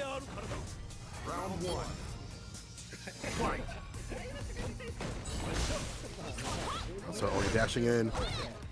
There's that low, but too far to do much about it. Itasan will take these risks to find some reward. Wants to get that knockdown. But Fudo not going to walk in the corner just yet. And look at this. We see the stun pretty much still being a factor against Itabashi, and it's going to be pretty much the way towards his death, potentially. No, not quite yet. There we go. Fudo off to a fantastic start. Pretty significant start at that. Now sitting at full critical art. This is where we get to see the grimy stuff potentially from Itazan. That's true. Getting Ixlo once again. Looking for that option. Anti right there with the crouch fierce. Covered so much space. Itazan has to be careful with these buffers, these lights and the light kicks and things like that. One good fierce could come through. And there's the strike throw, back throw, off that EX edition, the plus frames. And Fudo building bar whenever he can too as well. It's so tough to contest against. Oh, what a big error from both, really. He's not making the best of this. B reversal, force out from Fudo. Back to mid-screen we go. At least trying to. But Iazan's got the bar at the bottom. You know what he's looking for. You know what he's hungry for. The jump in though from Fudo getting preemptive to stop that activation from coming. And clips him from that distance. That fierce, trying to catch the walk back, but just like that, through the corner. Here's the activation. Iazan. The flip kick catches the throw tag. Oh my god. Oh my god. Nice and easy. Yeah, and even Itabashi reels back in his seat. He's like, oh my god. Yeah, you're susceptible to that when you have the bigger characters, man. Instant overhead jump short from the side of Fudo. Never one to shy away from the tricky stuff, to be honest with you. Man, oh man. Fudo always has a plan. I like that. The defense that we see from these players, we saw it with Daigo versus Itabashi, where his defense kept him away from getting robbed, and now we're seeing it from Fudo. Staying solid, getting a game on the board here. Itabashi just not being able to make the most of any of these opportunities, at least to get a game on the, or a round on the board. V shift, goes for the break, forced to use that V bar, but Fudo's right back in. Oh boy.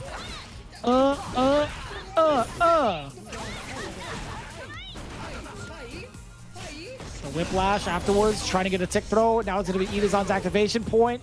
The command grab evaded. Fudo knowing full well what's to come, but it was kind of an educated guess. I think, you know, and even if it wasn't, Fudo had so much health to work with. He wasn't even going to fear any sort of repercussions that come his way if he were to get punished for jumping backwards. Exactly. Took a really good option right there. just to fade away now. It's his turn to play V-Shift. Forcing Itazan to utilize his V-bar and possibly not get big trigger, especially when he wants to. Now caught in the corner. Got to make some smart decisions right here if you're Itazan. Looking for a buffer, but you see Fudo backing up to get that fierce rock and catch these limbs from coming in. Anti-air, denying the splash. It's going to be a punish. There we go. Yeah, we get the punish, the flip kick. Itazan finally gets to play. 2 dashes over. Anticipates the V-shift. Fudo is actually in trouble here. Don't get grabbed. Watch out now. You can keep grabbing out of that. Oh, he tried to stop the V reversal. Oh, smash under, making it safe with V-skill. Fudo, he gets the hit and the confirm whiplash into critical art.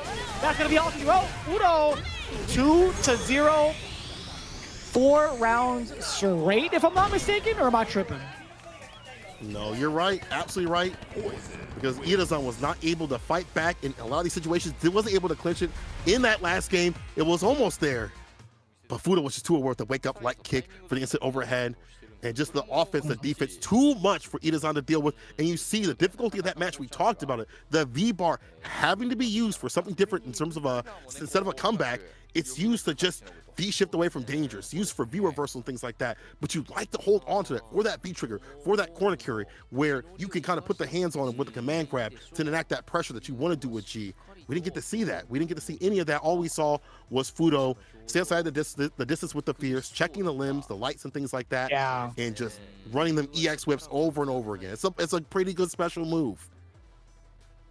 Yeah, I would have loved to see maybe like more of like a whiff punish game from the side of G, but it's so difficult because Fudo doesn't even give you those opportunities. If he sees you back up in anticipation for a normal, he'll just walk. Like he'll bulldog his way forward too. He's one of those. Like he's definitely within the same school of Tokido, the same school of players, right? One of the top tier players in the league, in the scene, really. And he totally understands the situation. He has such great situational awareness and game sense to like move forward when you wanna try to whiff punish, right? He understands like the moments where his defenders want to kind of counter against him, and he's so keen, he's so sharp about that. And in consideration of the stats, right, it's not going to paint the entire picture. We don't talk about the reversals, not really a point of contention here, or at least a point to talk about. But the anti-air department, right, we do see a lack of anti-airs coming in from the side of G, not being able to get it consistently. But to be fair, it's kind of tough, right? Instant overheads or even like jump-ins with the whip is going to be hard to contest against. We see the throw strike game also being a little bit of a tough situation. Not a lot of throws being implemented from either side, but it's hard to contest when you also have a command grab to deal with, right? So as it stands right now, 20 points for the side of Nagoya Ultra Body Star. It sets themselves up for a potential sudden death, especially with Uryo in the anchor position. Man, this guy's got 45 points by himself. And since he started playing, he's been 4 out of 5 in regards to W's. That's a pretty good score. I feel like he's definitely been the hidden weapon for this team. We hadn't seen him for a long time. It had been weeks after weeks. We were hungry to see his Rose play. We were hungry to see him play just in general. And then he's just been on a tear, only losing once. As you pointed, having 4 points or 4 wins on the board overall. It's just his style is so difficult to deal with. It's not even about Rose is a decent character. I think she's really good actually. But the way that he plays Rose and his style is so hard to just deal with. Even in a 1st-1, 1st-2, 1st-3, doesn't matter what it be. He just is so difficult to pin down. He finds risk and reward, and it's just so difficult to keep up with him. Akira, though, is one of the cats that might be able to do so, who has that same sort of fast-paced mentality, wake up EX dive kicks and things like that, finding risk in spiral arrows in the distance, but finding reward too as well. And I think that can delete some of the projectile games that come through from Rose. Yes, it's hard to do, but someone like Akira knows where to stand the distance to acclimate to that change, to that nerf, to EX spiral arrow, get the fireballs and make him fall and enact that pressure, and maybe call out the wake up EX soul arrows that may come through from Uryo. So either way, it's going to be explosive, fast-paced. Is an anchor match like that. Either we're going to see Ultra Body Star get their victory once again for the 40-point, or it's going to be going down to the 1st of death if Uryo can ride it back for his team. Right. I think, there's a lot to be said in regards to the Cammy versus Rose matchup, right? Cammy can traverse past, like, the fireballs pretty well. I think this is where you might want to utilize V-Skill 1, but I feel like V-Skill 2 is going to be just as good. Just have bar to kind of cover that option. I think being able to swing for the fences against some of the normals that Rose has is going to be pretty good, and Akira has shown that he's able to do so, right? That standing heavy punch, man, that occupies so much space. It's such a good counter-poking tool, and being able to kind of close the gap with Spiral Arrow to follow through. There's going to be a lot of the complications that I feel like Uryo is going to have to manage against, right? He's not going to be able to throw out some of these normals as freely because of the threat of the whiff punish or some of the fireballs. And even so, like, if Uryo takes to the skies, I think Akira is going to be ready with like any sort of cannon spike, being able to traverse past fireballs too with the roundhouse version, or even like air throw to get rid of some of the mix-ups. I think I've seen it a couple of times over where if a Rose player tries to throw a Soul Spark teleport with V-Trigger 1 in the air, I think Cammy can get rid of that mix-up by jump air grab. So we'll see how that plays out, if that's even going to be the case. I don't think it is, actually. So I think it's going to be the big Soul Illusion V-Trigger 2 from the side of Uryo. So we're looking for fat damage. All right, I like that because Cammy, less help this season, already didn't have the most to play with. And so Uryo going to make the best of those opportunities. Ultra Body starting to let down Team Detonation, the anchor match. Akira versus Uryo.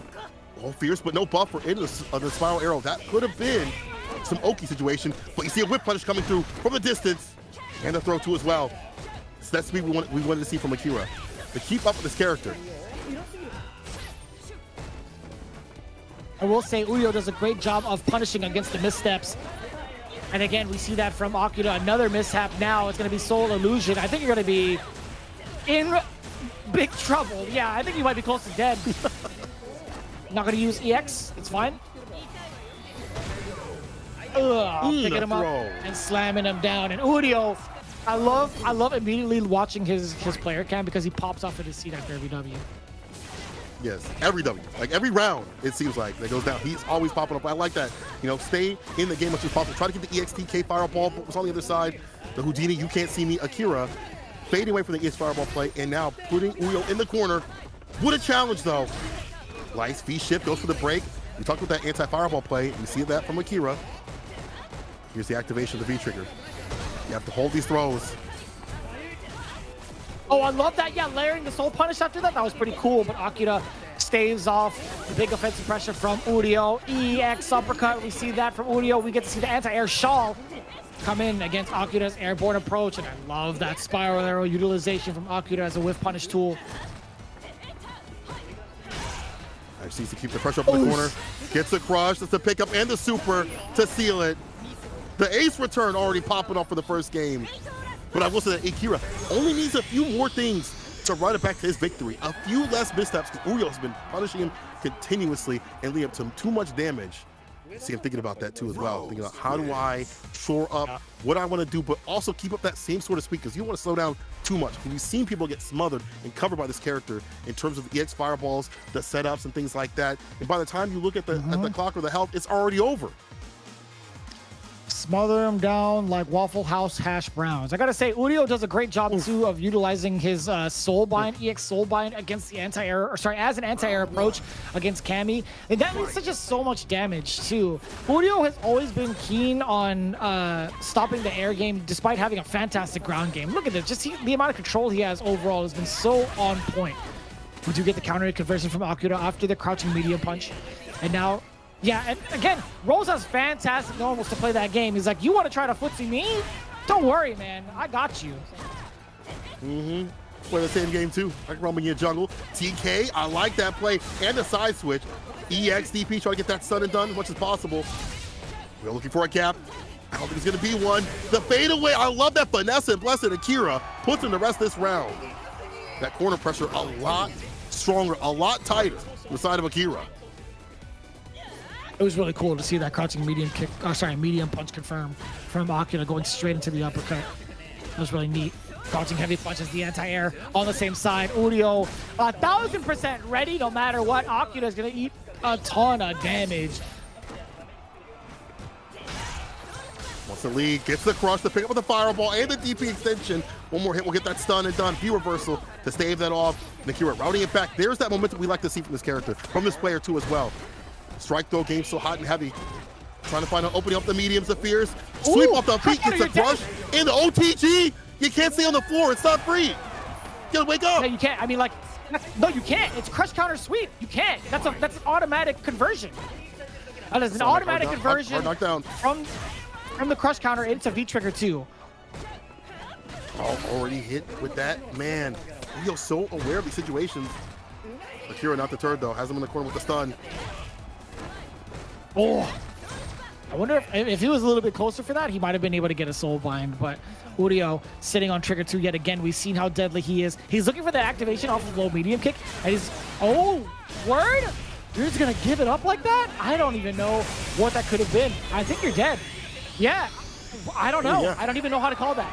Low medium kick into soul spiral, full on punish. Uryo making a very, very grave mistake. And Akira capitalizing in kind. I like this reverse though from Akira. These drops are now getting punished from the side. Now of Akira, he's routing it back and taking a page out of Uryo's book that we've seen previously. However, you know, those things could be pulled back. I like these two players learning when to speed up and slow down when need be for these hit confirms. And it feels like whoever's whiffing the most and whoever's, you know, not landing what they need is the one that's going to be losing. That's what feels like the name of the game with this match so far. Oh, can't jump in. DP's ready and steady. Yeah, anti-air soul bind has been just so on point thus far. And so have the button presses from Akira, even after being on the back foot. Again! Letting it ring out shots against Uryo despite him being on offense. I'm loving that from Akira, never backing down. Never out of it. That B trigger didn't act more of those plus frame situations. Gets the corner carry, back swipe, but that crouch fierce play was what he was looking for. DP spins all the bar. He loves to spin that bar to get the maximum amount of damage off the situations and get that one touch situation. And there it is, the medium Akira. The speedster. Someone's popping off on the other side. I think that's Fudo. I love that. You had the low confirm. Catching Uryo walking back. We see a soul spiral commitment there from Uryo. There we go. Activation time. That's so hard to do, by the way. The side switch and the other side switch. He's playing versus games, man. He's got the mix. I like it. Also like Uryo getting that stun now, getting it done. Yes, sir. Soul punishment. Setting up Send the shop. bar. Oh, not quite yet. EXCP. Don't regret this decision. The whip punish on the crouch meeting kick. Gets a counter hit. No. That's going to do it. The EXDP. You should never have let this man live. You have the double tap. Oh my moving. God. Who's yelling on his team, bro? I love it. I love it. Yeah, I think Uryo had more than enough. That would have been for game too. I think maybe he could have ended it with like soul bind, potentially EX soul bind. I don't know. Oh my God, what happened? It's all fading away from his hands. That gameplay that he is so proud of, that he has been putting on a lot of people. Akira's been able to step up to the plate. Whip punish right there. And also stem down how many bad things he's done. As soon as I say that, commentators curse the DP against the dive kick. Yeah. Yeah, I think there's one thing that's for sure is that Uryo is phenomenal when it comes to anti-airs. His stats are going to be so padded. And it's kind of wild to say that against a Kami player too. Oh, that hit, counter hit. Yo, you're still able to convert. Uryo is so sick. He's so dope. Answer back to the minus frames. Here's Akira though. Showing the Kami. Can still be scammy. He's gonna come through the air. Be careful. He's still willing to jump. Even though it's been proven, again, the dive kick situation obviously stronger with the V trigger, but still when he goes to the air right there, but that's what he wants. Uryo catches him on the way down, spins the super. He said, I'm gonna spin the win here. Staving off set point. Yeah. And he's so slippery too. I think there's been so many instances where Akira was expecting Uryo to walk backwards, but literally every time that Kami took to the sky, you see Uryo moving forward. Let's see. Side switch though, corner carry. No bar to get outside the situation. Can't even enact the pressure or have the idea, but he'll find a fierce. Never mind, it's fine. Uses push to the corner. Would love to find an opening. The tag. Akira, you risky boy. And I love the idea of Uryo kind of creating some space using that V trigger instead of trying to go for like a throw mix-up, like a back throw mix-up. So, stand short, kind of buffering, or buffered against Akira's normals. That medium kick, harassing with that button. Hard to deal with. That could have been a whip punch, but Akira's in that range for that express purpose. Look at him again. Right, not overextending too much. Only 1 or 2 dashes. Might have been a big problem for Uryo just trying to find the mark. That's a punish. That is a punish. Yes, sir. Knowing full well about the frame data. That critical art is fast enough to contest against a blocked medium kick. And I think even Fudo was like, how did you know that? You can see him kind of like popping off a little bit. He's like, how did you even get that? It's like, dang, you read the fat data? That's crazy. But Akira staying solid, put himself on set point. No bar, but I feel like that's not even a necessary thing. Uryo going to use that bar right now to get the lead and hopefully keep it as much as possible. I definitely want to see more games, but Akira would like to stop it here. He'd like to end this man's career right here. Caught him coming in with the crouch kick buffer. Oki, hold this throw.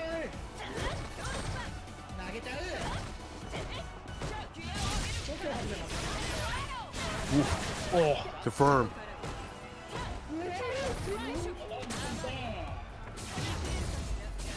Oh! I love that, catching him on the way down.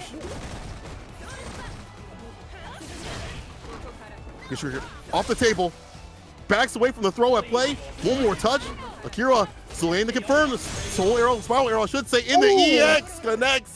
Akira, too aggressive, even with no life to play with. All the confidence and all the confirms. This is exactly what they were looking forward to. This is exactly why they wanted to use Akira against Uryo, because the speed and pace that Uryo wants to play at, a lot of these players weren't going to be ready for it, especially with the lack of Rose knowledge, right? So Akira being able to help stuff out the entire Comic Con Detonation team, a full-on blowout. And it truly was a blowout. I think out of all the games combined, I think Nagoya Oja Bodystar only lost one. And that was in the anchor matchup. That was Akira's first game against Uryo. I also want to look back at that critical art. I actually don't know if that was truly a punish against Rose. I actually have to see what normal it was again. I think he just did it, but I want to make sure. I want to make sure before I mess that up, because if it was a punish, damn, he's good. If it was a reversal just to do it, damn, he's still good. Like, damn, he's good. That's a good call out. That's a really good call out, man. It is. I think you have to play that kind of way against someone like Uryo. Like, you have to be able to keep up pace, and whatever it takes is whatever it takes against not only this character, but the player themselves. And to get that jump in situation we saw continuously, it felt like, you know, okay, dude was anti-air continuously, but Akira was not deterred from that aerial space, and you cannot be deterred because that's her mix-up game. Dive kick, jumping light kick, empty low, things like that. You can't take up the table, and I like that he sprinkled that in every so often. He's like, okay, I'm getting anti-air too much. Let me wait till he doesn't have V-bar or EX bar. Even if he does, he won't expect me to do it in this situation, up in this corner. Again, the speed star coming through with the quickness. We're going to get their interview real quick, but not for nothing. Uryo played fantastically, even with some funky stuff that I've never seen that OTG, bro. Going to the combo after the hard knockdown, that was so sick. We did see some cool stuff from him. That was so cool, though. That Rose play was always so impressive. That's why we see, like, you know, sweep into activation or even throws. People are willing to take the throw and then they immediately get up, because if they decide to, like, stay on the ground, you mentioned it earlier, it's like you can't stay on the ground. If people do, they are susceptible to the OTG off of standing light kick, especially after the throws. But if you're crush countered, it's a hard knockdown, right? So being able to sweep and then activate, you're automatically getting that combo, which is one of the coolest things. Like, that's such a checkmate scenario, and it's gonna lead to so much damage, and it scares me. It's like Halloween is over, bro. Like, you've already broken and shattered the window. You went from playing Street Fighter 5 to Resident Evil in a span of a second, dude. That's freaky, man. It's Freaky Friday. But I will say, to kind of reiterate what we were talking about earlier, that forward medium kick on Rose is indeed -3, so Cammy is going to be more than just fine to punish that as a reversal, because it is a 3-frame super. Yeah, that critical art is going to be so fast. So very, very smart for Akira to know that frame data and get the proper punish. I'm glad that Uryo was not able to take advantage of the young man in that way without having, you know, the frame data check. That was super smart from the side of Akira. So it truly was a well-deserved W. It truly was a well-deserved punish from the side of Nagoya Oja Bodystar's speedster. Speedster themselves getting another 40-point win. They were, in fact, the first team to get a 40-point win, and was on this actually very same team. And doing so, again, history repeating itself out here.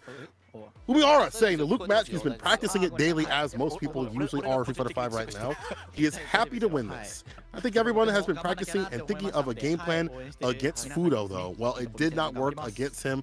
Just Fudo was able to get his win, just striking against Itabashi too much. And it did seem like Itabashi had a game plan of using V-shift a little bit more than I've seen other G players utilize, but it's like, well, dang, you've used your V-bar. You don't have V-trigger now. Like, or you're going to get it so late in the round. And it felt like Itabashi wasn't ready for the wake-up decisions, too, as well. Reversal decisions that came from Fudo. And Fudo said, I'm glad to have won this. We wanted to win as a team, and I'm glad to have won this. And Naruto says he was in reserve today and will continue to do his best. I would love to see Narukun pretty much share the spotlight as well. We kind of saw him trying to do so during Fudo's interview, kind of trolling the cameras a little bit. But yeah, I mean, like, this is a result that neither of the commentators had predicted, right? I think one of them had predicted maybe, you know, Nagoya Ultra Body Stars winning in a 30-10 fashion, but nobody had ever talked about it being maybe 40-0. But again, we talked about Narukun being in the reservation spot. I would love to see him kind of show up, get his time to play. He's going to need to, especially with playoffs pretty much being right around the corner. Currently sitting at 0-3 with Akira. But again, there's plenty of space, plenty of time for him to make a lot of these games work in his favor. We are getting the winner interview from Akira. This is something I expected him to say too. It's kind of crazy. He says, I wanted to show more of my game plan. My arm is still shaking, so I'm glad to have won this. I haven't been doing well so far, but played Anchor today. After the game, I was about to cry. And we kind of talked about this even before the interview. We knew full well that Akira, his playstyle would work so well against Uryo. Him being able to force Uryo to second guess a lot of the approaches is exactly what needs to happen to find success against someone like Uryo. And Akira played it to a T. He played it so well. And big ups to the team for even formulating that plan of putting Akira against Uryo. Again, Speed being able to beat Speed was so cool to watch. Absolutely. Love to see him play against someone that has been smoking other cats, having a game plan, not only against the character, but against the player. That's what you have to have, especially in these runbacks. And to be honest, when I looked at this, I was like, there's a possibility that their Ultra Body Star would lose, because we've been seeing that happen where these people get the runbacks, and they definitely get the runbacks. They get their W's, but not this time. 40 again for their win. And again, Akira, good ups, big ups to him to get that W. You see right here, in terms of the bust outs, or I'm sorry, the supers, it should say. 2 for 2. That super was very pivotal to route things back in his momentum in his favor, showing that he definitely knows the frame data has been studying right there as well. You know, Rose not really having any bust outs, but the anti-airs were really on point for the side of Uryo. And I think that's a really important stat to look at, even though, you know, he was really well in terms of that stat right there. It wasn't enough to deter Akira from jumping in. It wasn't enough to stop him from coming in with jumping light kick, dive kick, EX dive kick, all these different options. Usually when people get stopped a lot like that, they stop doing it, but he was uncontrolled and he kept up that pace and speed that he needed to get that victory. And you have to with Cammy. And this is, again, why they're able to get that 40-point win. Detonation leaving with a big donut, big empty donut of 0 today. Man. Nagoya Ultra Body Star with 40 points. I gotta say, man, there's a lot of support from this team. I think, you know, Daigo has a lot to say in regards to like the breakdown of every matchup. Like he's such a solid person to have in your corner as a second voice to talk about some of the matchups. Fudo obviously being the big cheerleader as well, and Narukun. I have yet to see what Narukun's all about, man. It seems like he's kind of goofy, right? He could be that kind of person to help cheer as well, but also we got to see that serious side of him eventually. But talking about serious matters now, the results between the two teams, Daigo just being able to outwork Nowman pretty much in every aspect of the game. Whether it be in neutral, whether it be facing out in the corner, he was not deterred by Nowman's strategy for too long, right? We saw glimpses of the potential from the former EVO champion of Japan, but Nowman, again, just wasn't able to close it out. He got caught pressing buttons in certain instances where Daigo had anticipated it, right? A couple of the crush counters came through, rang out shots, like right here, boom. Critical art, pretty much all she wrote. Again, just one touch, but Daigo being able to capitalize on having these solid reads against Nowman is what gave him the game. And after that was Fudo taking it over Itazan. You see a lot of this matchup. Stay outside that fierce range to not let those lights come through, those bufferable normals from the side of G, and just getting that sun and done and continuously putting Itazan in bad situations where he'd have to guess. I like that route back, but there were just a few drops on the side right here. And here's the activation. This is where he got going and flowing. The flip kick against that throw tech, but watch out, Itazan, no! The light kick, catching that tall head right there, and then Fudo riding the momentum. I felt like Fudo had a better game plan overall than Itazan in this match, understanding that you have to stop the activation as much as possible, and as you pointed out, going for that easy route right there, backing off the back jump, fantastic defensive play and offensive play overall from Fudo. Hit confirms into super, and then seals it and steals it, and then we see the final match. Akira versus Uryo. Bro, what happened here? Yo, we called this matchup too. We've called both of the matchups for this entire set. But as it stands, again, Uryo getting the better half of Akira right out the gate too to kind of set the pace. I think Uryo overall had such a firm understanding of the matchup and also stood his ground pretty well. His ground game was pretty tough to manage against Akira. He didn't throw out a lot of normals where he got whiff punished, right? I will say he did get whiff punished significantly with like spiral arrows, but he was still able to like recover from those instances. I think what's more impressive is his anti-air game, right? And also his ability to pick up off the ground with V-Trigger 2, whether it's from instances like that or even off of stray hits. But what's even more impressive than that was the tenacity from Akira, right? Despite being sort of outplayed in the first game, he was able to kind of bring it back to himself, get some of these big whiff punishes, at least walk in and out of the ranges where Uryo thought he was able to press buttons exactly like this too. One of the biggest finishes that Akira had was forcing a critical error from Uryo and pressing buttons where he shouldn't have, right? So that wasn't the first time he's done it. He's gotten a lot more whiff punishes afterwards. And Uryo again, see, we're starting to see it from Akira. We start to see Uryo fall susceptible to the whiff punish game, and that's exactly the kind of pace that Akira needed to force Uryo at to be in his trap. Very solid play from Nagoya Oja Body Star. 40 points all across the board, off the board. That is a home team victory for both teams this week, or today, I should say. Well, that is true. And that 40 team point is up going to help out because that denies Capcom Detonation from trying to get that qualification for a little bit longer, for a lot longer, I should say, because they need as many points as possible, and we're getting down to less and less matches. We see up on the screen, FAV getting 30 against Gyogun, and Oja Body Star with the 40 against Detonation.